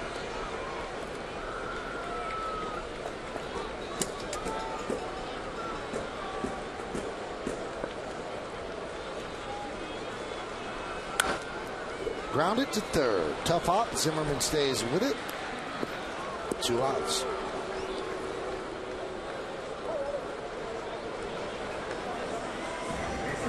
Two quick outs. Martis got 2 quick outs in the 4th inning and then got a little cute with Derek Jeter and walked him on 4 straight. Robinson Cano 2 for 2 with 2 base hits. We'll see if the young right-hander comes right at him. See if he learned his lesson from the last inning. Cano singled to left, singled off the right arm of Nick Johnson. Also picked up an RBI. And now he's 3 for 3. So he's seen 3 pitches, and he has 3 hits tonight. I'm sure Maniacta's fine with this, too. You'd rather, with 2 quick outs, you come right at Robinson Cano, you give up a base hit. That's all right. At least you were aggressive. You were challenging, forcing contact. Robinson Cano 3 for 3. The ball to left center, ball up the middle, and then pull the ball off of Nick Johnson at first base. So line to line, as you said earlier. 8th time he's had a 3-hit game this year, so he's got a couple more at bats tonight as well. Here is Posada. 1-0.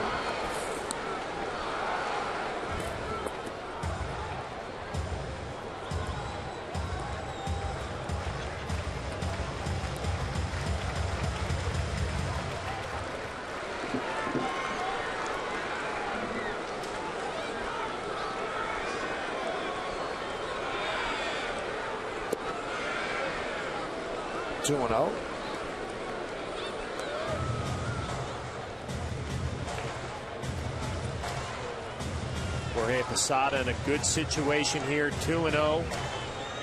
He was in a good hitter's count. His last at bat, 3-1, was a little late on the fastball. We'll see if he dials it up a little bit here. And the count 3-0 on the change. Now will Girardi give Posada the green light? He's looking down at Rob Thompson, see if he gets it. Maniacta looking on. It is 3-2 Nationals, bottom of the 5th. I would say Posada's one of those guys Joe Girardi can trust, that he'll zone in for a good pitch. 3-0. Took it. Looked like he was taken all the way. And sometimes you give a veteran hitter the option. You know what? If you want to swing, go ahead. Jorge Posada, I trust in what you do at the plate. Wasn't comfortable and took 3-0.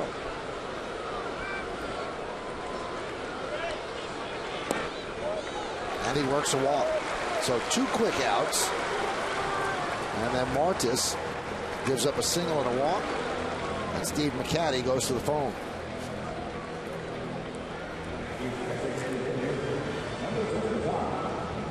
Only Avis out there to have a talk with his right-hander Martis. Give him a little breather. He's had 2 good at-bats against Hideki Matsui. A weak ground ball to first base and then a strikeout on the changeup.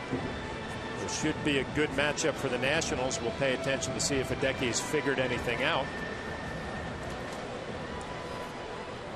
John, is it just me, or does Steve McCatty look really sad?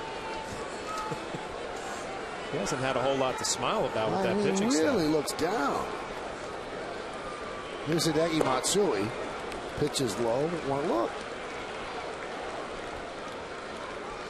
You know what he looks like? He looks like your uncle at Thanksgiving when the kids are watching March of the Wooden Soldiers and he wants to see football. That's what he looks like. He doesn't want to yell or scream about it. But he's not happy.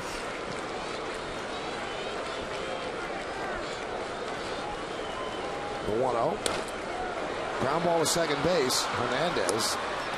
And that'll do it. Maybe that'll put a smile on McCatty's face. No runs a hit, no errors. 2 men left. They're still watching March of the Wooden Soldiers.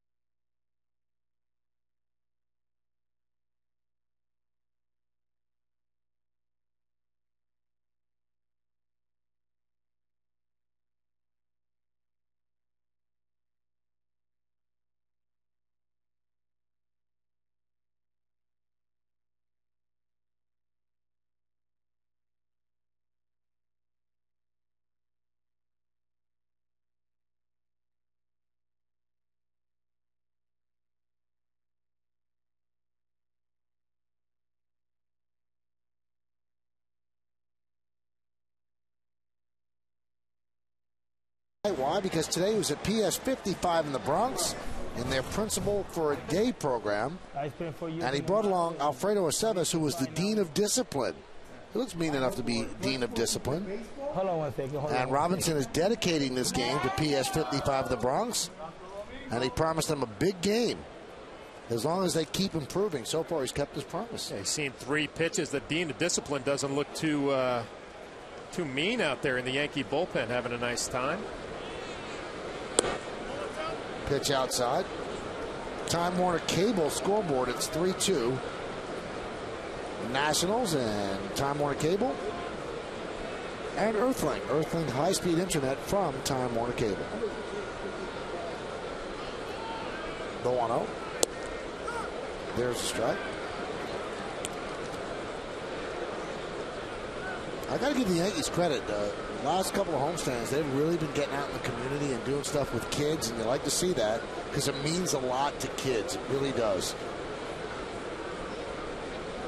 The 1-1. There's the strike. I mean, free time for athletes during the baseball season, it's precious. But for them to take a couple of hours out of their day and go to a school like that, imagine what it means to the kids. Might be Yankee fans, even fans of other teams. And just to see a professional athlete, they know he took time out, means something to them. The 1-2. 2-2. You know what, Michael? The players get more out of it than the kids do. You know, once they get there and have a great time interacting with the kids, you leave there, you feel good about it. You feel good about yourself. Robinson Cano took it right into the ball game, 3 for 3 on 3 pitches. And the 2-2. Fouled away. And you know how players are. Let's say Robinson Cano gets 5 hits today. He's going to be a PS 55 tomorrow. He might just, start taking classes there. You know, what was the worst with that was Wade Boggs. I mean, he had his routines, obviously, but he was one of those guys. If you went out to lunch with Wade Boggs and he had a couple of hits, you were going the next day. Guaranteed to get a call. And there's no way you could turn him down. No, you have to go. 2-2. I mean, this is a player, Wade Boggs, who had chicken every single day of his life as a baseball player. One of the most superstitious guys I've ever played with. Starting to see the Nationals have quality at bats now. I mean, it's starting to make CC Sabathia work a little bit. The first 3 or 4 innings was pretty easy for CC. Now the at bats getting a little tougher. Maybe the confidence level rising for this young team. Tell you what, Zimmerman, one of those guys, he steps in the box, he looks like a hitter. He has the numbers to back it up. 312, 12 home runs and 42 RBIs, but kind of holding that bat high. Little wiggle with the batting stance. It looks like he's ready to hit. I mean, that looks like a strong approach. Simple. #1 draft pick for the Nationals. Leg kick. He's ready to go. The 2-2. Still 2-2. Zimmerman hit .335 off of lefties last year. A lot more comfortable with the ball coming into him than going away.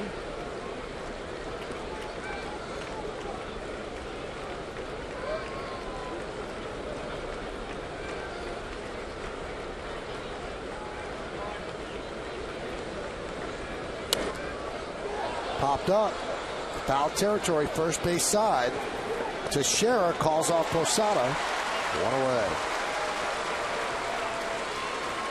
9-pitch at bat, but Zimmerman ends up losing that one.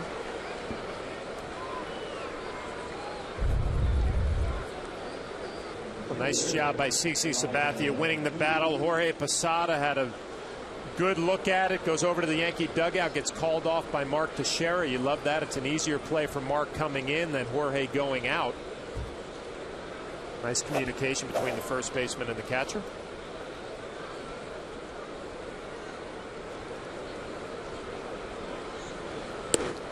And there's a strike to Elijah Dukes.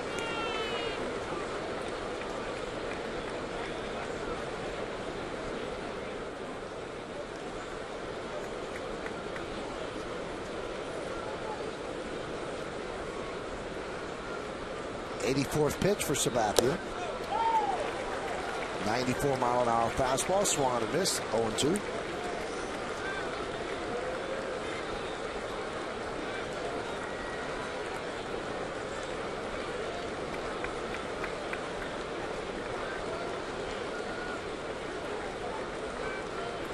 And the 0-2. Popped up, shallow center, going to be a tough play. And Melky makes it. He took a base hit away from Elijah Dukes with a shoestring catch. And Dukes is still standing on first. He can't believe it now. He's convinced. First of all, it was a great pitch by CC Sabathia. A fastball up and in that locks Dukes up, ties him up inside. You see Jorge Posada setting up. Dukes gets jammed. He's big and strong, though, so he could fight it off the center field. But Melky coming straight in. Does a nice job of getting that glove back out front, so you don't want any wrist injuries. Great play. Here's Adam Dunn. He's 1 for 2. Got a great jump, and you can see that glove once it kind of wraps underneath you. You want to get it back out front so you don't have any wrist injuries, kind of like Hideki Matsui had a few years ago. An outstanding play in the webbing, a little snow cone, and holds on to it, shows the umpire.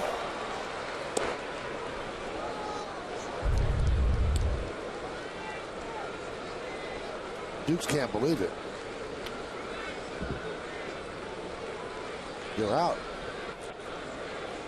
No.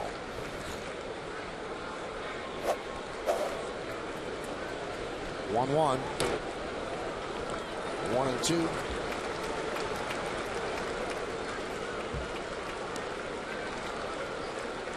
Adam Dunn, one of the free agents that got a lot less than he thought he was going to get. He thought he was going to get about $20 million a year. He was looking for a 5 or 6 year deal. And there weren't many bidders. And then the Nationals lost out on Teixeira. So they gave Dunn a 2-year, $20 million deal, which isn't terrible, but certainly a lot less than what he thought he was going to get. Well, kind of like Nick Johnson, there have been a lot of talk about Adam Dunn maybe possibly being moved at some point. 1-2. Hey, look at Adam Dunn. He strikes out a lot. You know how many home runs he's had in his career? 295. Seems like every year he hits 40 home runs. If he hits 40 this year, it's going to be 6 in a row. Babe Ruth, the only other player, he hit 40 in 7 straight years. Pretty good company. Strikes out a lot, but some serious pop. Adam has 17 home runs. Soft ground ball to third. Alex Rodriguez, a nice stretch by Teixeira, and a 1-2-3 inning for CC Sabathia. As he retires, the Nationals in order thanks to this play by Melky Cabrera. A blooper by Dukes in the center field. Coming on, Melky, and he makes a shoestring catch for the second out.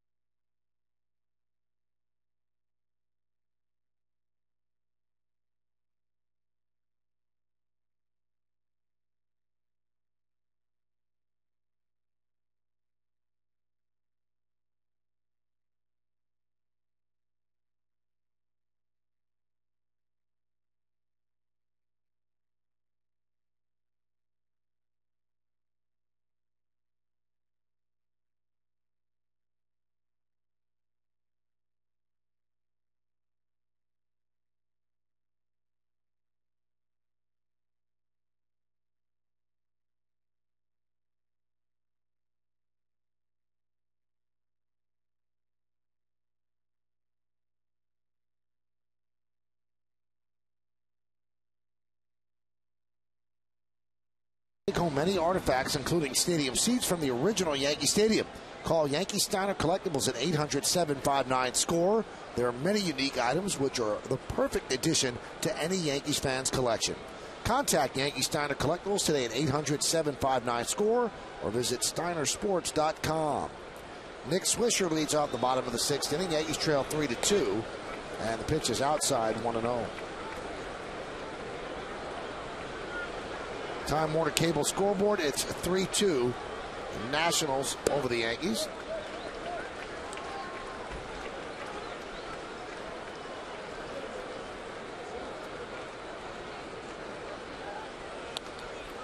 Popped up. Zimmerman leans in and makes the play.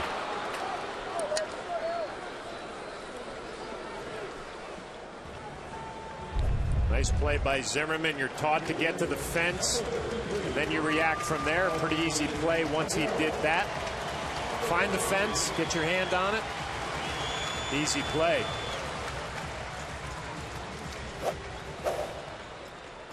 There's Melky Cabrera, got a nice hand from the fans for that catch that he made at the top of the inning. Artis has that pitch count over 100 now. His high for the season is 110. National bullpen is going to start heating up.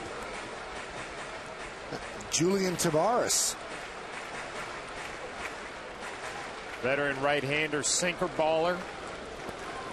A lot of movement, good sinker, good slider. Squibb toward third. Zimmerman makes the play for the second out. Zimmerman makes a nice play here, reacting, kind of a weird throw. Coming in, nice scoop, and then the off-balance sidearm left to right. Right to Nick Johnson. Gets rid of it quickly, accurate throw.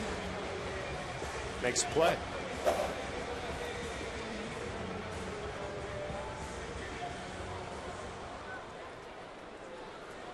.104 pitches for Martis.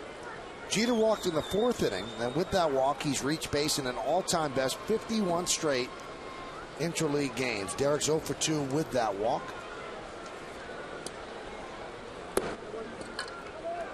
Count 1-0. Derek is a .316 lifetime hitter, and he has 2,614 hits.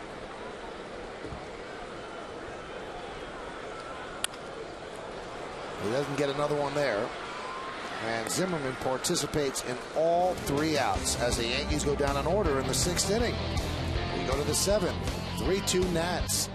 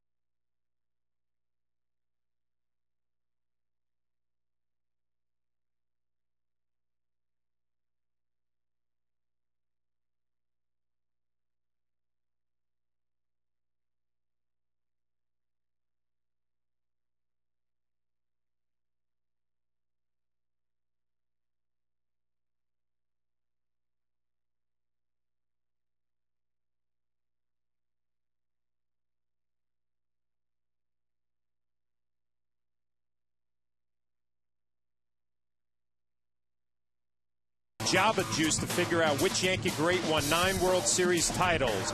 Do you know who it is? Find out on the Verizon Fios game wrap-up tonight after the game on My 9 News. Well, we go to the 7th inning. Yankees are trailing this one 3-2 thanks to the 3-run home run by the number 9 hitter Anderson Hernandez in the 5th inning.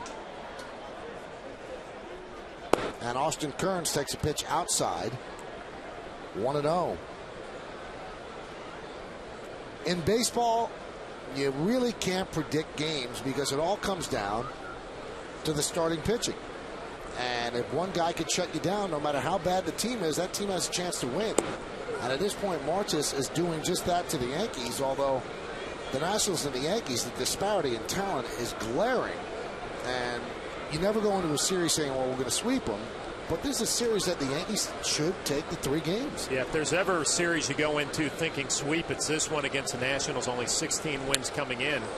Given out to right center field, giving chase Nick Swisher, and he makes the play on the run. Got a good jump and took an extra base hit away from Austin Kearns. Well, Michael, you're 100% right. He got a great jump off of the bat here. Austin Kearns gets some extension on a fastball out over the plate. But Nick Swisher had a great first step, charging to the gap in right center, and makes this play easily. That play was made on the first step. You got to give Martis, a pitcher for the Nationals, a little bit of credit. He gave up a run in the second, a run in the third, but he really limited the damage. The Yankees had some opportunities to kind of blow this game open and didn't take advantage.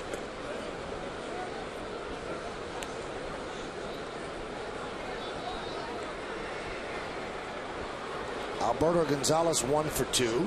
He started that 3-run rally in the 5th inning.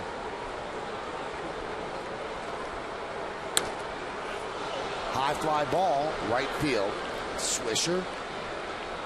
2 outs.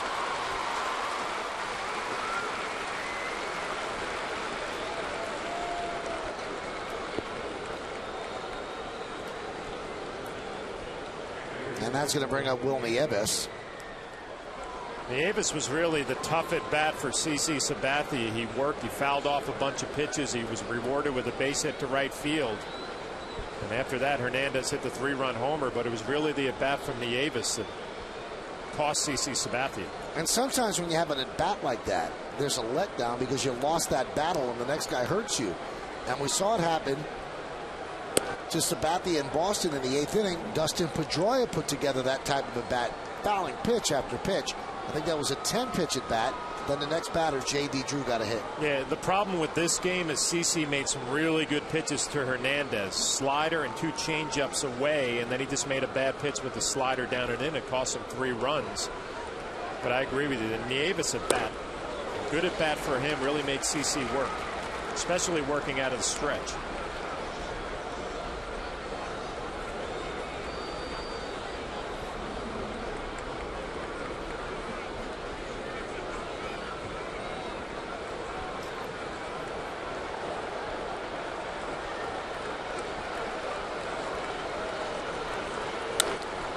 Driven out into right field, and Nick Swisher has just tied a record held by many as he makes all 3 putouts in the 7th inning, an 8-pitch inning for Sabathia as the Nationals go down in order 1-2-3.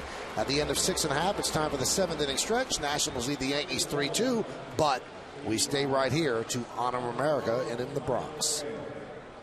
We remember the servicemen and women who are serving our country at home and around the globe. Now, please join Kate Smith as she sings God Bless America.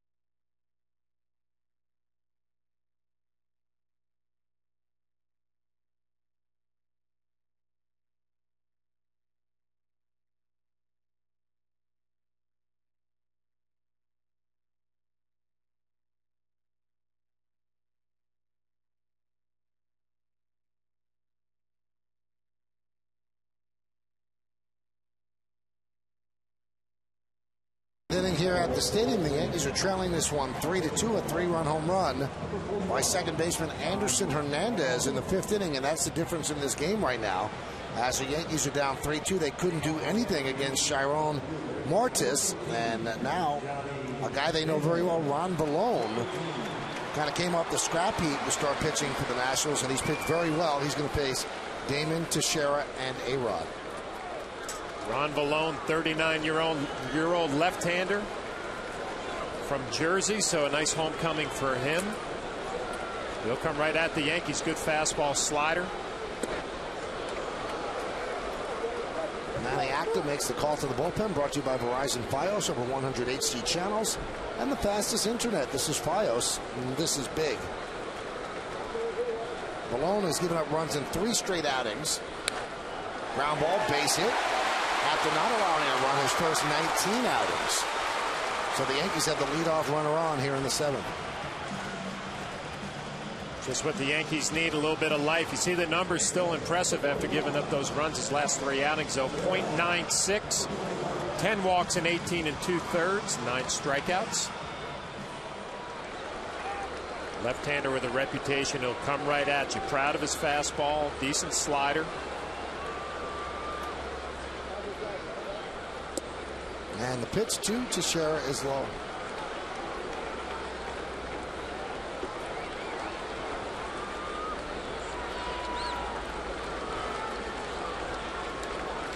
Mark is 0 for 2, walked in the 1st inning.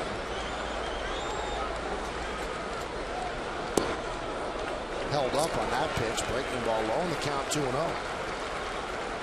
Veteran lefty doesn't get the benefit of the doubt on this call. We'll see how Nieves caught it. In the bottom of the zone, just underneath it. Dan Iassogna did not give Vallone the call. Teixeira, a lifetime against Vallone, 3 for 6 with a home run. Damon leads off first. High drive, left center field, going back Duke, still back, on the track, at the wall, he can't make the play. Johnny Damon's rounds 3rd. They're going to wave him home. Here's the throw. Here's the play. He's in there. Game is tied at 3. An RBI double by Teixeira.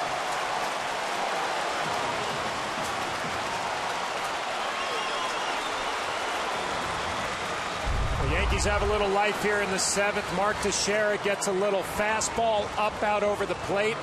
And you see the extension driving it to left center. Dukes makes a nice bid off the top of the wall, can't come up with it, but great base running by Johnny Damon. He went around second base, he read the play in front of him, and then scores. You see Dukes frustrated with himself, he wasn't able to come up with it. A textbook base running by Johnny Damon. Coming around 3rd, Rob Thompson waving him home. The head first slide, he's in there safely. We have a tie ball game. So Teixeira, with his 55th run batted in, continues to get big hits for the Yankees.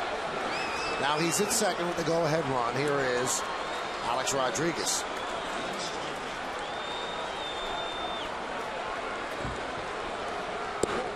And a strike from Vallone. Alex Rodriguez 0 for 8 in his career against Ron Vallone. Wouldn't expect those numbers to be like that. Left-handed pitcher, Alex hitting right-handed.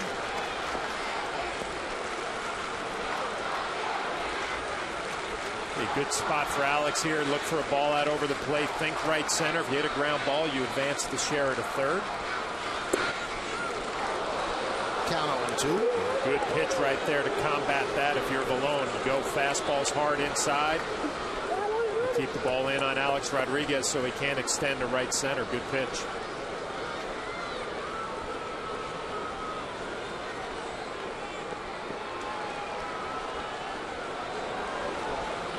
A 3-3 game, bottom of the 7th. Teixeira is on second, nobody out. And the 0-2 to A-Rod. Alex 0 for 2 tonight. He's 4 for his last 31.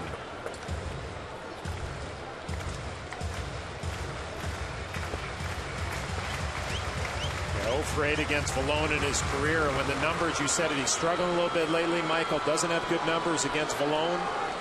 Simplify your at bat. Try to hit a ground ball to right side. You may not get a base hit, but you advance Teixeira to 3rd with just 1 out. It'd be a positive at bat for you.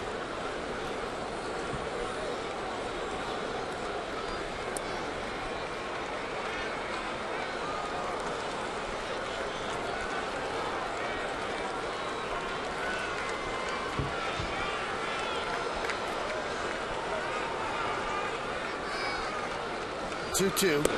Swung and a missed. A-Rod down on strikes and hearing the boos from the crowd. Well, Ron Maloney knew what Alex was trying to do, to hit a ball to the right side. He kept throwing fastball after fastball in on the hands. You see it just tied Alex Rodriguez up. Malone picks up the first out here. Big strikeout. And now Malone will have to face Robinson Cano, who's 3 for 3. Hit every pitch that he saw from Ortiz. Julian Tavares against Joe Beimel.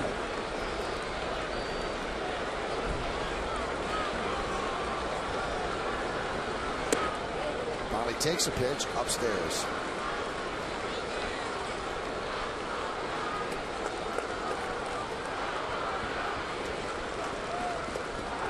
Robinson Cano, just keep that same approach. We talked about it in the open. If you get a fastball, you hit it the other way. If you get a slider, it'll speed your bat up. That'll be the pitch you pull to right field, right center.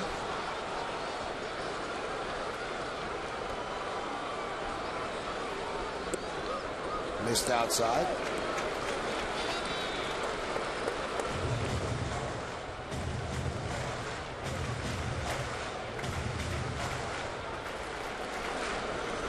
Ron Malone here, 2-0 to Robinson Cano. I'm being a little bit careful with first base open. Jorge Posada on deck. You don't just want to give in to Robinson Cano here. Swing and a miss on a breaking ball. Good pitch. 2-0 slider out of the zone. Doesn't give in, goes with the off-speed pitch, and a bad swing from Robinson Cano.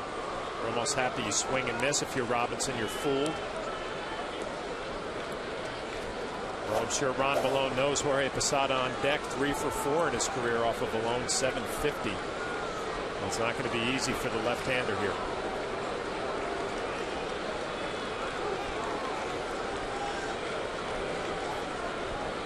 The 2-1. Nice pitch on the outside corner. And the count 2-2. Robinson Cano, you get a 2-0 slider. You're thinking possibly he's going to come back with a 2-1 slider, but he doesn't. He locates it perfectly. Down and away. Great spot. Tough pitch to hit.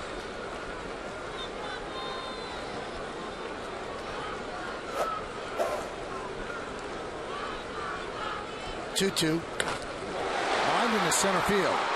Duke's got a bad jump, and it's over his head, and it rolls to the wall. Teixeira scores. Cano is going to third, and he is out. So it's an RBI double for Cano. Teixeira scores, and the Yankees lead 4-3. Robinson Cano gets his 4th base hit of the ball game. Drives in Mark Teixeira from second base. Elijah Dukes in center field just gets frozen right off the bat.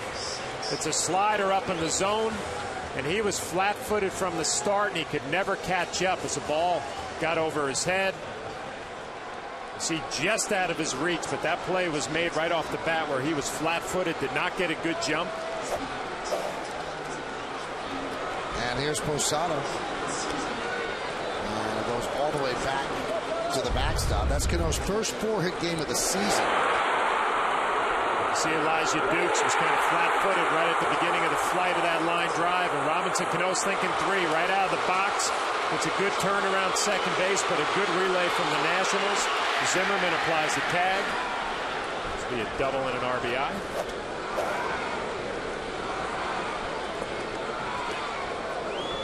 Let's be honest, the Yankees have been very, very fortunate in this inning. Teixeira really hit the ball, but it was catchable. It would have been a very, very good catch. And the ball off the bat of Cano should have been caught as well.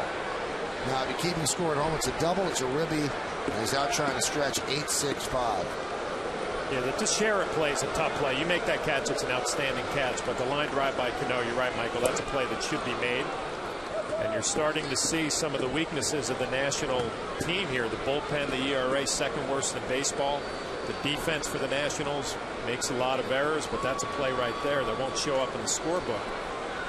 A play that should be made.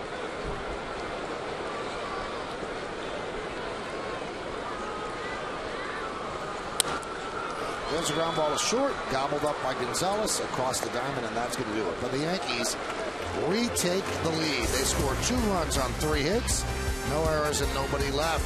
4-hit night for Cano, 4-3 lead by the Yanks.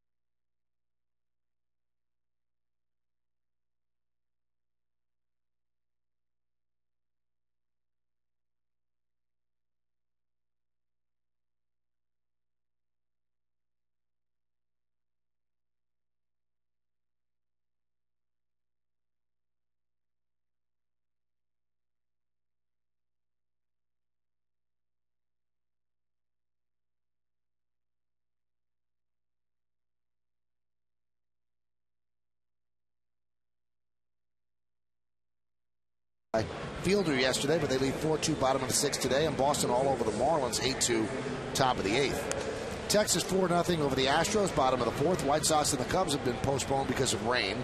St. Louis 4, Detroit 0 top of the 4th inning. Tampa Bay over Colorado. Rockies have been red hot 5-0 bottom of the 2nd.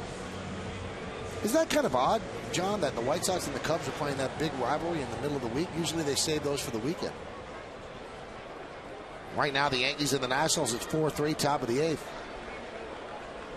And Ramiro Pena takes over at shortstop. We did not see Derek Jeter get hurt. I doubt they took him out because of defense, so we'll take a look and we'll see if we can see anything as we move along in this inning.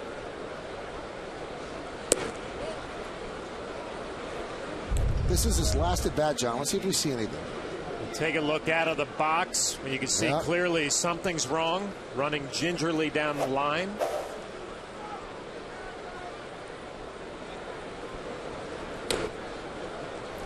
Count 1-1. Well, CC Sabathia got himself a second life with that 2-run inning by the Yankees, and Anderson Hernandez took the lead away from him once, and he's leading off here in the 8th inning. CC's at 101 pitches with the Yankees up 4-3. Yeah, you would expect every pitch here as Brian Bruni off the disabled list getting loose in the Yankee bullpen. You'd expect every pitcher Hernandez to be away this at bat.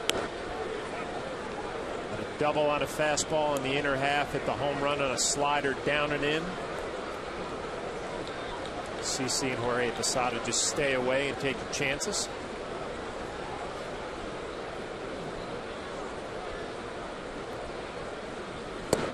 There's a strike.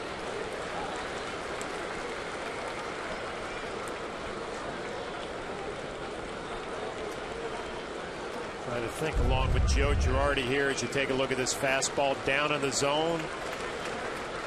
CC Sabathia gets that call from Dan Iassogna, the home plate umpire. Ground ball up the middle. Pena. One away. Thinking along with Joe Girardi, you have Guzman, who's a switch hitter. Nick Johnson's a left-handed hitter, and then Zimmerman is right-handed. So Brian Bruni would probably be ready for Zimmerman. 103 pitches, 73 strikes, and only 30 balls. Outstanding. And really, it was 2 at bats. Will Nieves And Hernandez, the 8 and 9 hitters, who really hurt CC Sabathia in the 5th inning. Besides that, he's been cruising.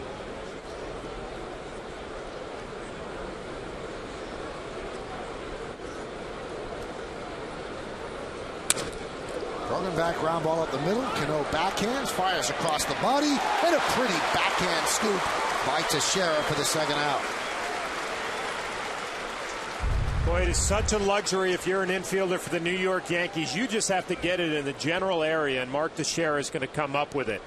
A nice backhand. You know Robinson Cano has that strong throwing arm, a little bit low, and the backhand from Mark Teixeira. Great defensive play.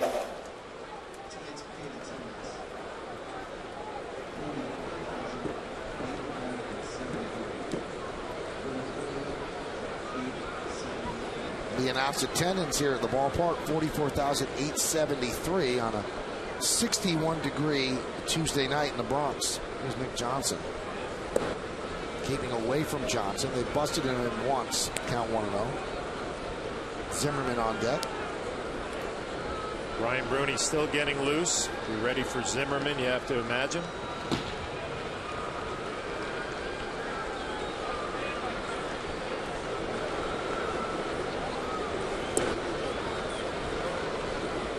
Sabathia's trying to complete at least 8 innings for the 5th time in his last 8 starts. And boy, you know, it doesn't sound like much, but it's so important, and it doesn't happen in baseball a lot, especially in the American League, for you to complete 8 innings. He's been a horse. And Posada goes out and talks with him. Well, he really has, as Dave Island, Joe Girardi looking on. And, you know, really the one weakness of the Yankee ball club has been the bullpen. And CC Sabathia has kind of hidden that weakness when he pitches. He goes deep into the games. Love to get Nick Johnson here, 2-0. Got to believe they're just going to pitch him away, play him away, make him hit the ball to the big part of the ballpark. 1-run game.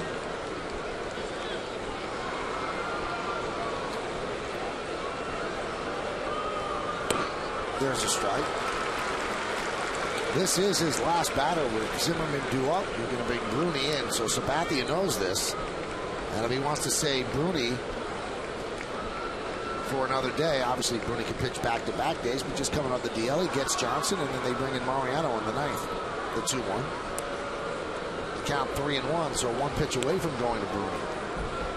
He's being careful with Nick Johnson. He doesn't have a ton of power, only 5 home runs this year. But a 2-0 slider, a 2-1 slider. Respecting Nick Johnson here with the short porch in right field, everything away. And he walks Nick Johnson.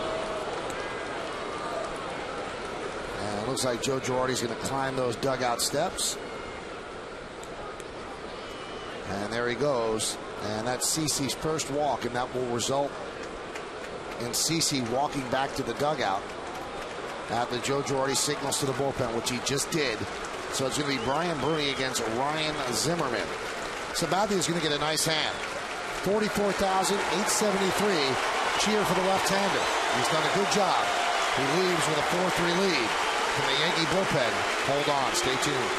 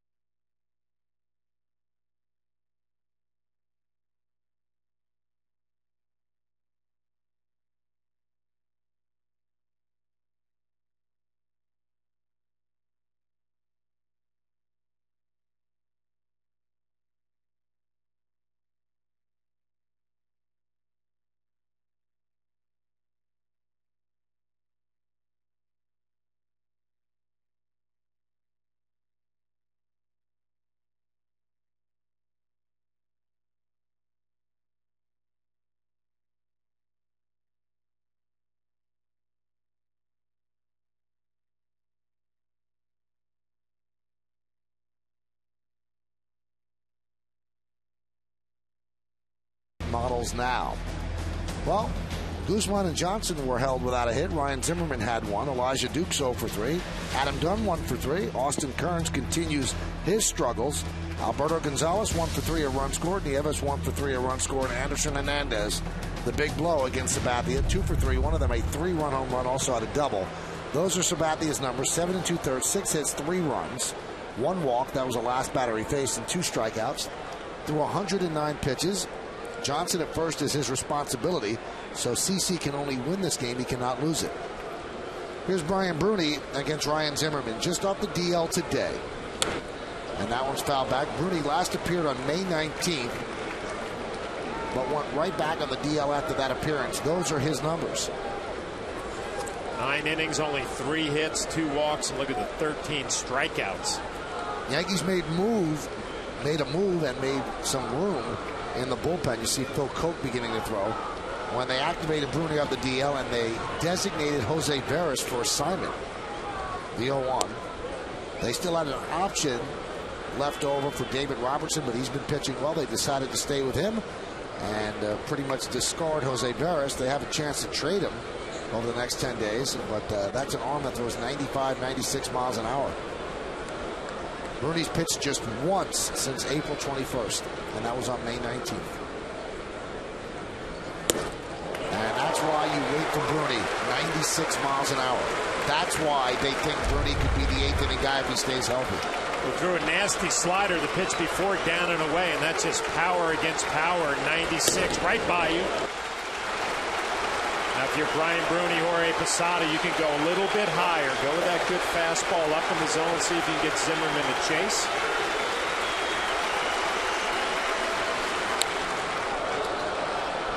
Also 96. Got away with one there. You can see Brian Bruni, a little nod of his head. And CC Sabathia looking on. Zimmerman had a good swing. That's right down the middle. Brian Bruni got away with a mistake there. Good thing he's throwing 96.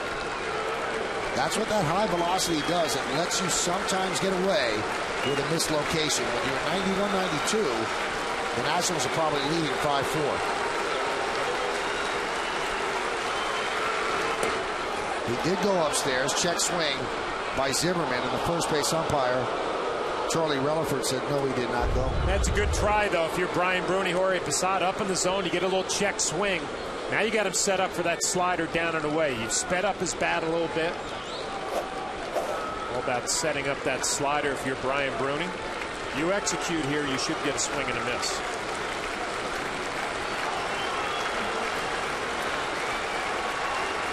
Two-two. Ground ball. Grabbed there by Cano. Nice play. And Zimmerman is retired, so Bruni off the DL gets the final out of the 8th inning, much to the joy of CC Sabathia. No runs, no hits, no errors, and 1 man left on base. Good play to the glove side by Cano as we go to the bottom of the 8th. Yankees up by 1.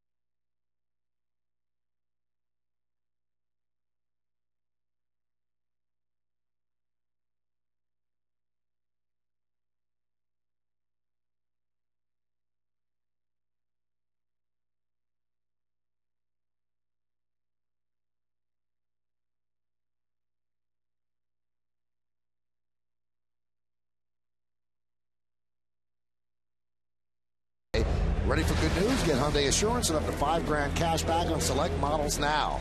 This is the Yankees in-game box score. Johnny Damon 1 for 4. 2 runs scored. Mark Teixeira tied the game with a double and an RBI. Robinson Cano was principal for a day at PS 55 in the Bronx. Promised the kids he was going to do well today. They continue to do well in school. He's held up his end. 4 for 4, double, 2 ribbies, and a run scored. Posada 1 for 3. And Melky Cabrera with a sac fly. Nick Swisher with a walk.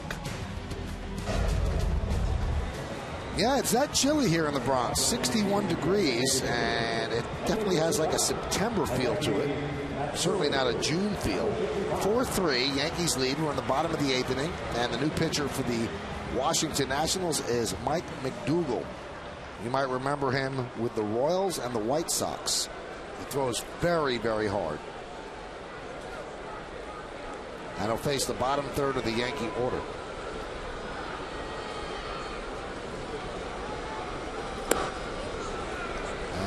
That's the hard fastball we're talking about. And those are the numbers. 11 innings, 13 hits, too many walks, and that's always been McDougal's problem. He walks too many people. He doesn't know where the ball's going all the time. Now, he used to close for the Royals as Mariano Rivera is getting set to close for the Yankees. And I thought that he had the greatest nickname, John. His name was Mac the Ninth. It's a great nickname. You got to back it up, though, when you have a nickname like that. Good fastball, good sinker. You're right, trouble with location. Everything's up in the zone, and numbers against the lefties not good. Lefties hitting .389 off of McDougal. Doesn't really have an out pitch against the left-handers. Good news for the Yankees. Hideki Matsui, Nick Swisher, and Melky Cabrera. All left-handed switch hitters. And there's another walk for McDougal. Well, we just get word that Jeter left the game with left ankle soreness. And I'm wondering, John, did he hurt his ankle when he eluded the base runner jumping up in the air at second base earlier in the game? They say left ankle stiffness. I don't want to get it wrong. Not soreness, stiffness. Yeah, the play that Robinson Cano couldn't give him that good feed. Maybe the fancy footwork around the bag. Hideki Matsui is going to be pinch run for. Brett Gardner will take over and likely run. Let's see if he runs early in the count or waits. McDougal, big, tall right-hander. Takes a long time to unwind. There he goes. Throw to second. A stolen base for Gardner.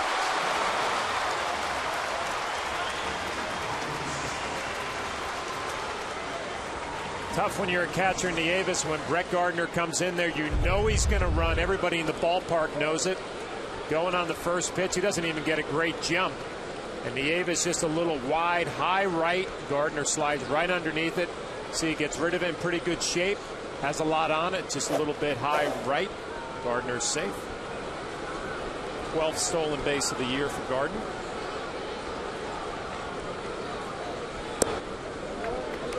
Well, Swisher wants to pull the ball now and get Gardner to third.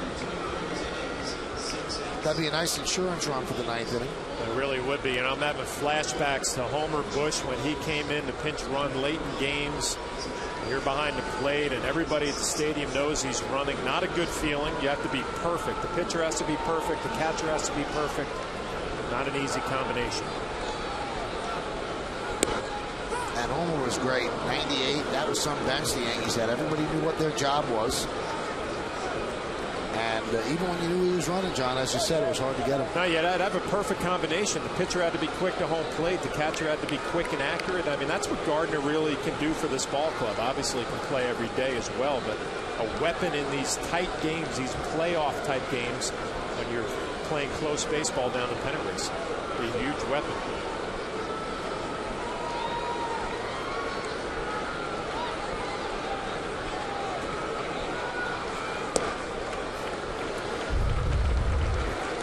Now here's the top of the 4th inning. Let's see if we can see anything on this play with Jeter. He landed on his right ankle, not his left.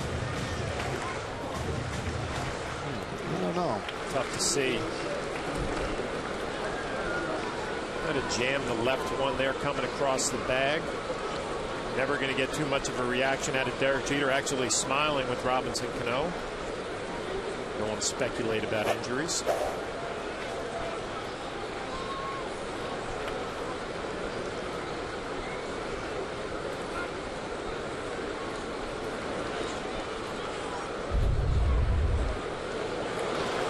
This was the last at bat where he had a hitch in his giddy up, and then I lead the game with Ramiro Pena playing short.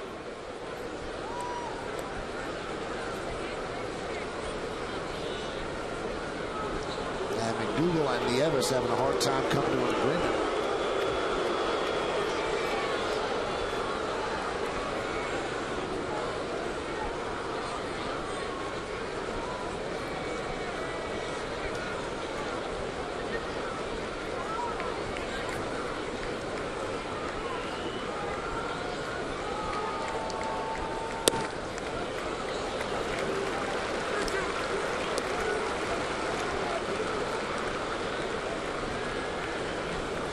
And another full count for Nick Swisher. He lives with full counts. I believe if you're Nick Swisher, you're going to get that hard two-seam fastball on the outer half. Has such a good eye. You can cut the plate in half, look away, and try to hook the ball to second base, right field.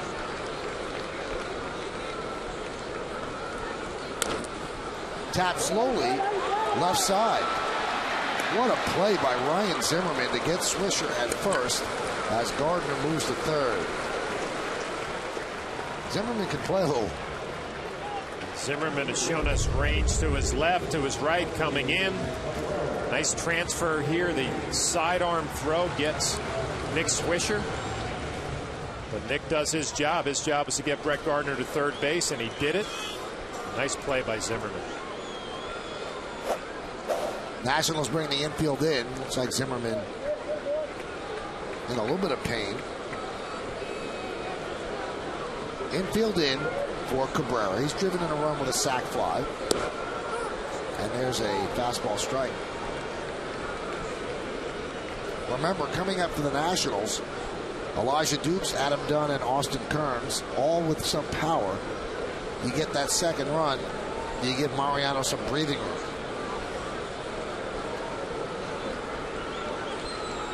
And the 0-1. 1-1.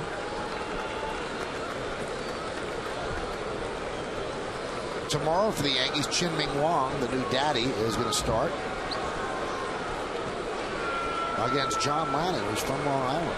Long Beach, Long Island. Went to Siena College as well. That's a 705 star here at the ballpark. 1-1.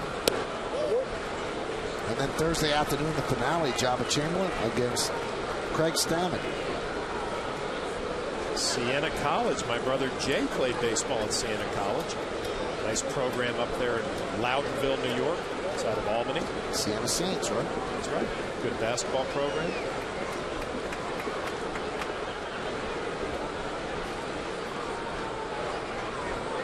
The 2-1. And the count 3-1. Watching Brett Gardner at third base, he's getting a great secondary lead down the line, even though the Nationals playing the infield in. Brett Gardner, with the kind of speed that he has in the secondary league that he is taking, he might be thinking about going on contact, anything on the ground, and forcing the Nationals to throw him out. But he's getting a great secondary lead down the line. Count 3-2.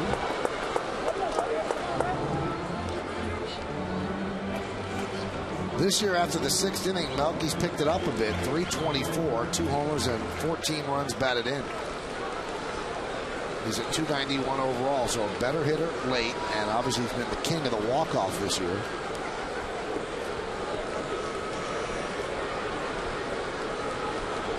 (3-2), and he walked it. Now the injury to Jeter is tough here because it would be Derek Jeter coming to the plate. Now it's Ramiro Pena with runners on first and third with 1 out.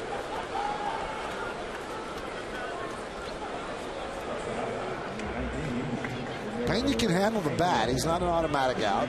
254 with 5 runs batted in. We've also saw in spring training, he did a great job of bunting in spring training. It might not sound like much. McDougal kind of all over the place. You might not be a perfect guy for a suicide squeeze. But with a guy like Pena up at the plate, you're always thinking about it. Rob Thompson, third base coach, talking it over with Brett Gardner. And Matty Acta on the mound, maybe he's warning his team, hey, this could happen. Tonight after the game, why Yankee fans needed a jolt of Java juice to figure out which Yankee great won 9 World Series titles. Do you know who it is? Find out on the Verizon Fios game wrap-up tonight after the game on My 9 News.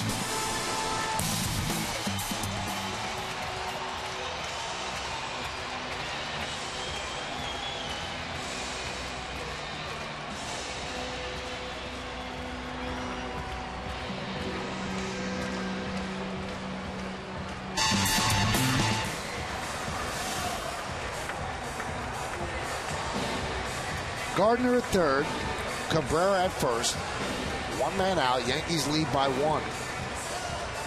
And here is Ramiro Pena. While he was in there, Derek was 0 for 3 with a walk, and he's been red hot of late, but left with left ankle stiffness. Pena 3 for 5 at getting the runner in from third with less than 2 outs. And the pitch. And he gets another runner in from third. Dunks one into left field for a base hit. Gardner scores an RBI single for Pena. Cabrera stops at second, and the Yankees are up by 2, 5-3. Pena has done such a nice job for the Yankees. Been a pleasant surprise this year. And just gets a sinker middle of the plate away. Doesn't try to do too much. Doesn't hit it all that well right off the end of the bat. But shortstop Gonzalez playing double play depth. He's going to be able to get it over his head easily. Picks up an RBI. Gives the Yankees a big 2-run lead. Well, Matty Acta makes another trip to the mound, and he is going to take the ball from Mike McDougal. So he's going to go to the bullpen. One more time with Johnny Damon coming up. Mike McDougal is out, and we'll be back in a moment.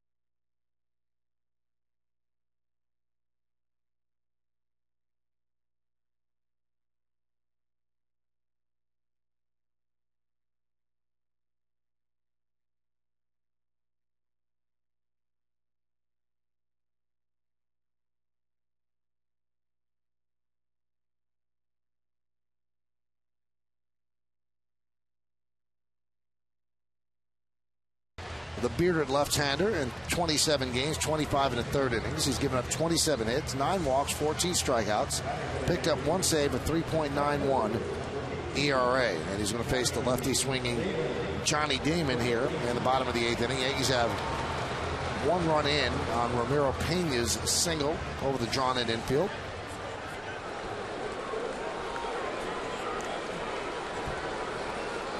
Damon is 1 for 4.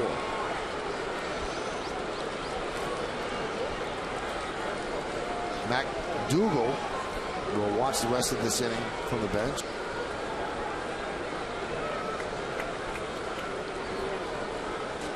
And Beimel deals 1-0.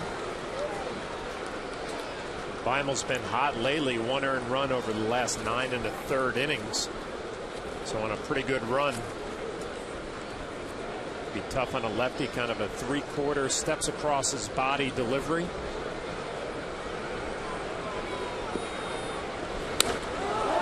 To right field and foul.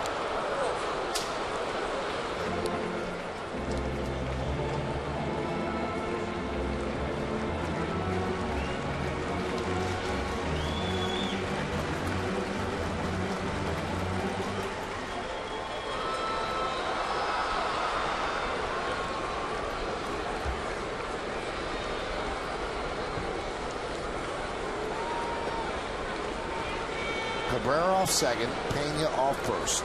5-3 Yankees lead on the pitch. Off-speed pitch, and Damon way out in front. Bimel's got a little hesitation, steps right at Johnny Damon. Little slider wasn't located very well, but it had enough off speed that Johnny Damon was out in front.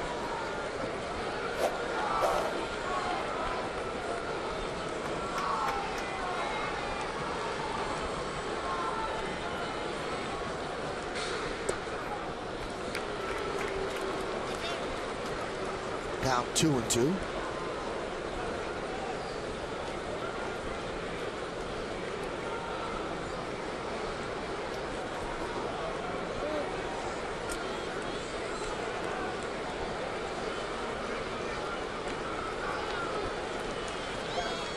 And they tried the pickoff. Melky just got back. A better throw might have had him, because there was some daylight between Gonzalez and Cabrera. Looked like Melky's thinking about getting a good secondary lead. Bimel steps off. Throw just a little bit wide. Melky back in there safely. And the pitch. Grounded to Nick Johnson. He goes to second for one. No return throw. So there were two away. And runners on first and third with two outs for Teixeira.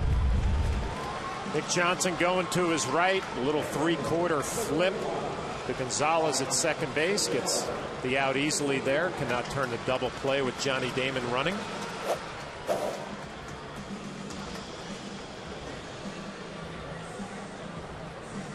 Teixeira going to be hitting right-handed again. Hit a big double and an RBI. His last at bat hitting right-handed off the fence in left center.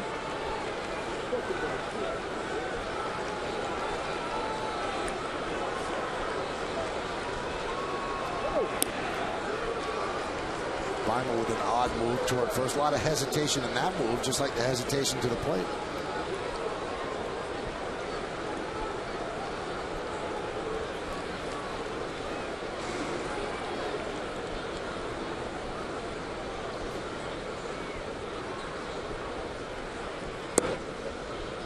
Count 1-0.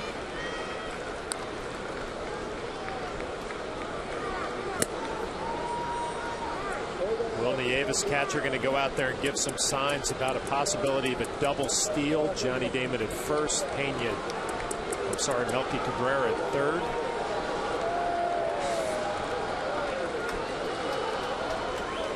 Got to believe Mark Teixeira is going to get a chance to swing the bat here, as hot as he has been.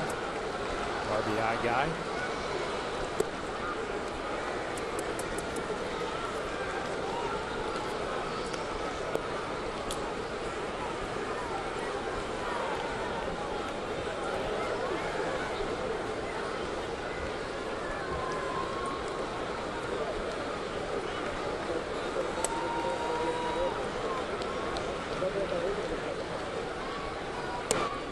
Strike.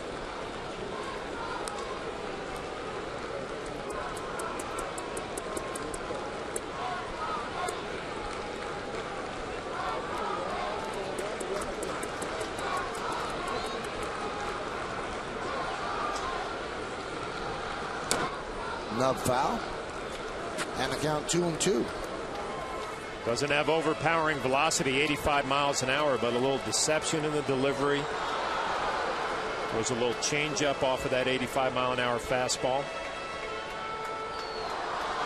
But Teixeira doesn't look real comfortable.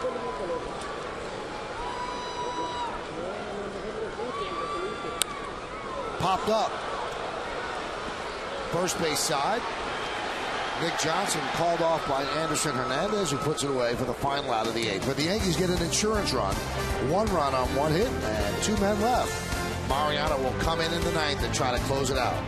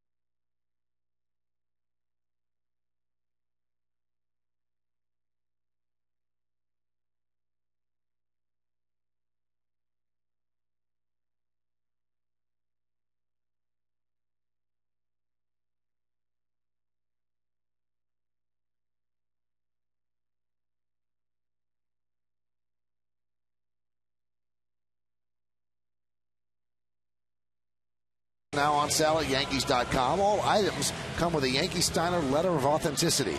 For more information and to purchase original Yankee Stadium seats and other memorabilia, visit Yankees.com today and click the Shop tab.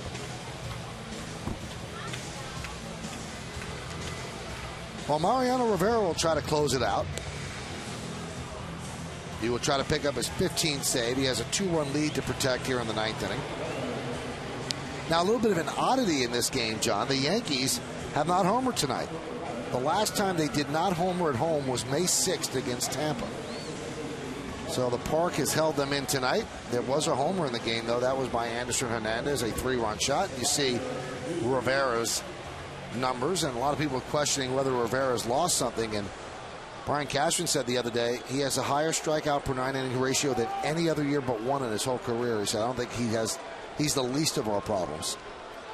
Here's Elijah Dukes. Blows a fastball right by him, does Rivera, 0-1.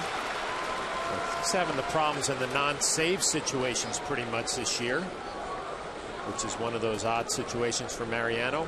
You wouldn't think it would be a letdown of concentration, but the stuff is still good. He's still got that good cut. Good location, just missed there.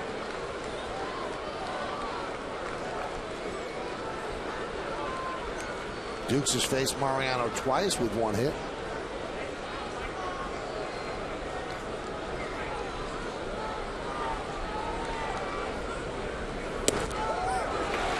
Two. Tell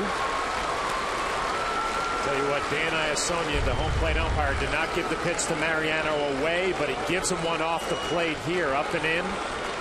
Elijah Dukes not happy. Like that ball was inside. Mariano Rivera got the call.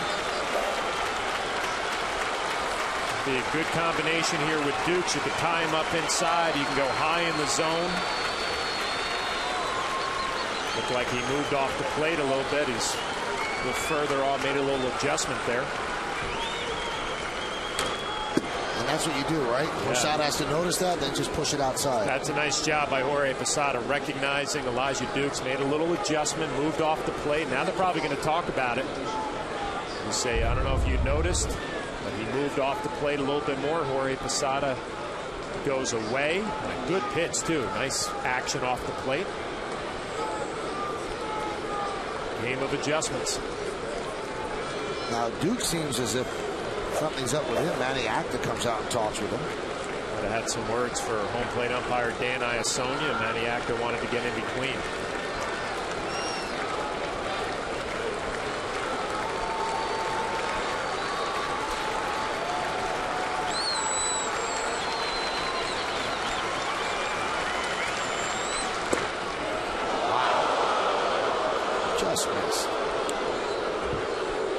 You could say it was low because it had plate. Jorge Posada setting up inside, goes to the inner half. Borderline down, just below the knee.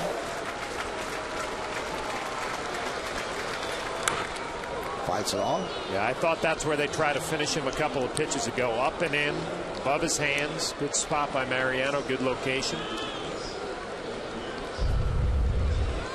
Tie him up and in. You can go a little bit higher than this pitch. Actually, you probably get Dukes to swing through it.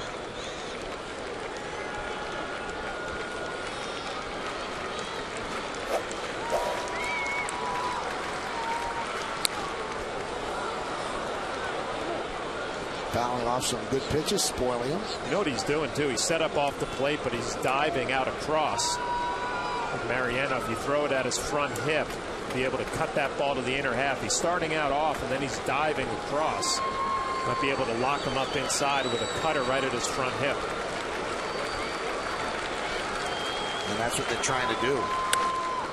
Grounded foul. He got there. Impressive just to be able to get there. I thought he would jam himself on that. Dukes is battling, making Mariano Rivera earn this. You can see Jorge Posada wants it inside. Maybe caught a little bit too much of the plate. Dukes, all he could do was pull a foul. Given a good at bat here. You do not want Dukes to get on because Adam Gunn has the power to tie it. He has 17 home runs. Dukes an important batter. Really making Rivera work. Mariano's going with cutter after cutter after cutter. It might be time for that two-seamer. Run one in on Duke's hands. Every pitch he's thrown has been moving away from Elijah Dukes. How about one running in on the hands? This will be the 10th pitch of the at-bat. 2-2. Ground ball up the middle. Cano. Off balance throw. Gets it. Cano's played some game tonight. He's had a great game offensively, going to his right. Nice range, and then the strong throwing arm and the accurate throw. But it's such a luxury, Michael. I mean, these infielders, you could tell, they just have to get in the general area and make some relax. There's not a lot of stress on the throw. Mariano Rivera paying attention. He likes it. Big first out. If you're an infielder, you just get it anywhere around first base. Mark Teixeira is going to make the play. Mariano has completed 10 straight save opportunities. Trying for number 11 in a row. And the pitch to Dunn. Here's a strike.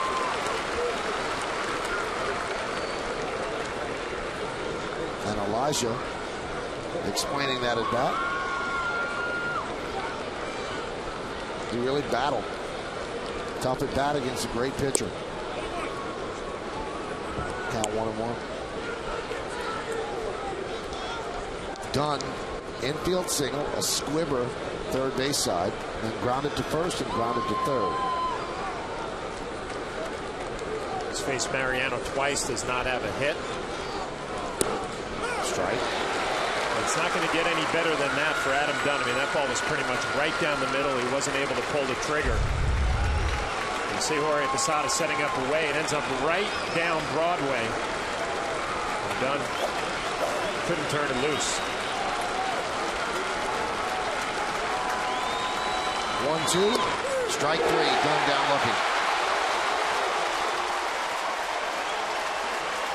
Dunn is just going to shake his head. He had the pitch to hit. The pitch before this one. This is a backdoor cutter located perfectly on the outside corner. If you're done, you go back to the dugout realizing you missed the pitch before when you couldn't pull the trigger. Well, Mariano with that strikeout has now tied Ali Reynolds for 11th place on the Yankees all-time list with 967. Ali Reynolds, the super chief. And this is the great Mo. Here's Austin Kearns. Pitch inside 1-0. Kearns 10 for his last 69.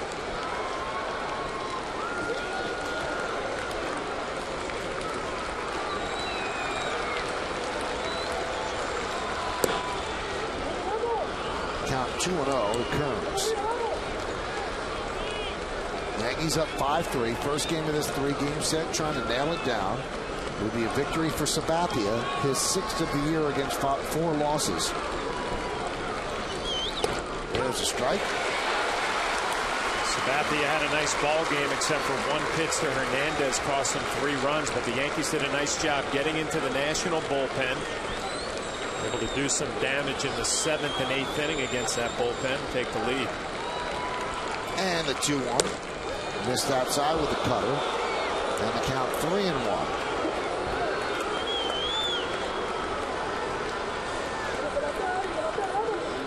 Mariano, you pick out the middle of the plate, let the ball cut or sink. You want to throw a strike here?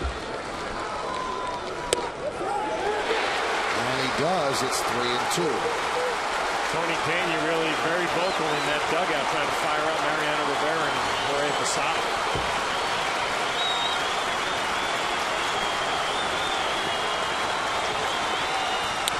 Grounded up the middle. Pena fires. Got him. And the Yankees win 5-3. Mariano Rivera picks up his 11th straight save. And this is the Yankees' 22nd come-from-behind win of the season. And when the Yankees win the series opener, it's good news.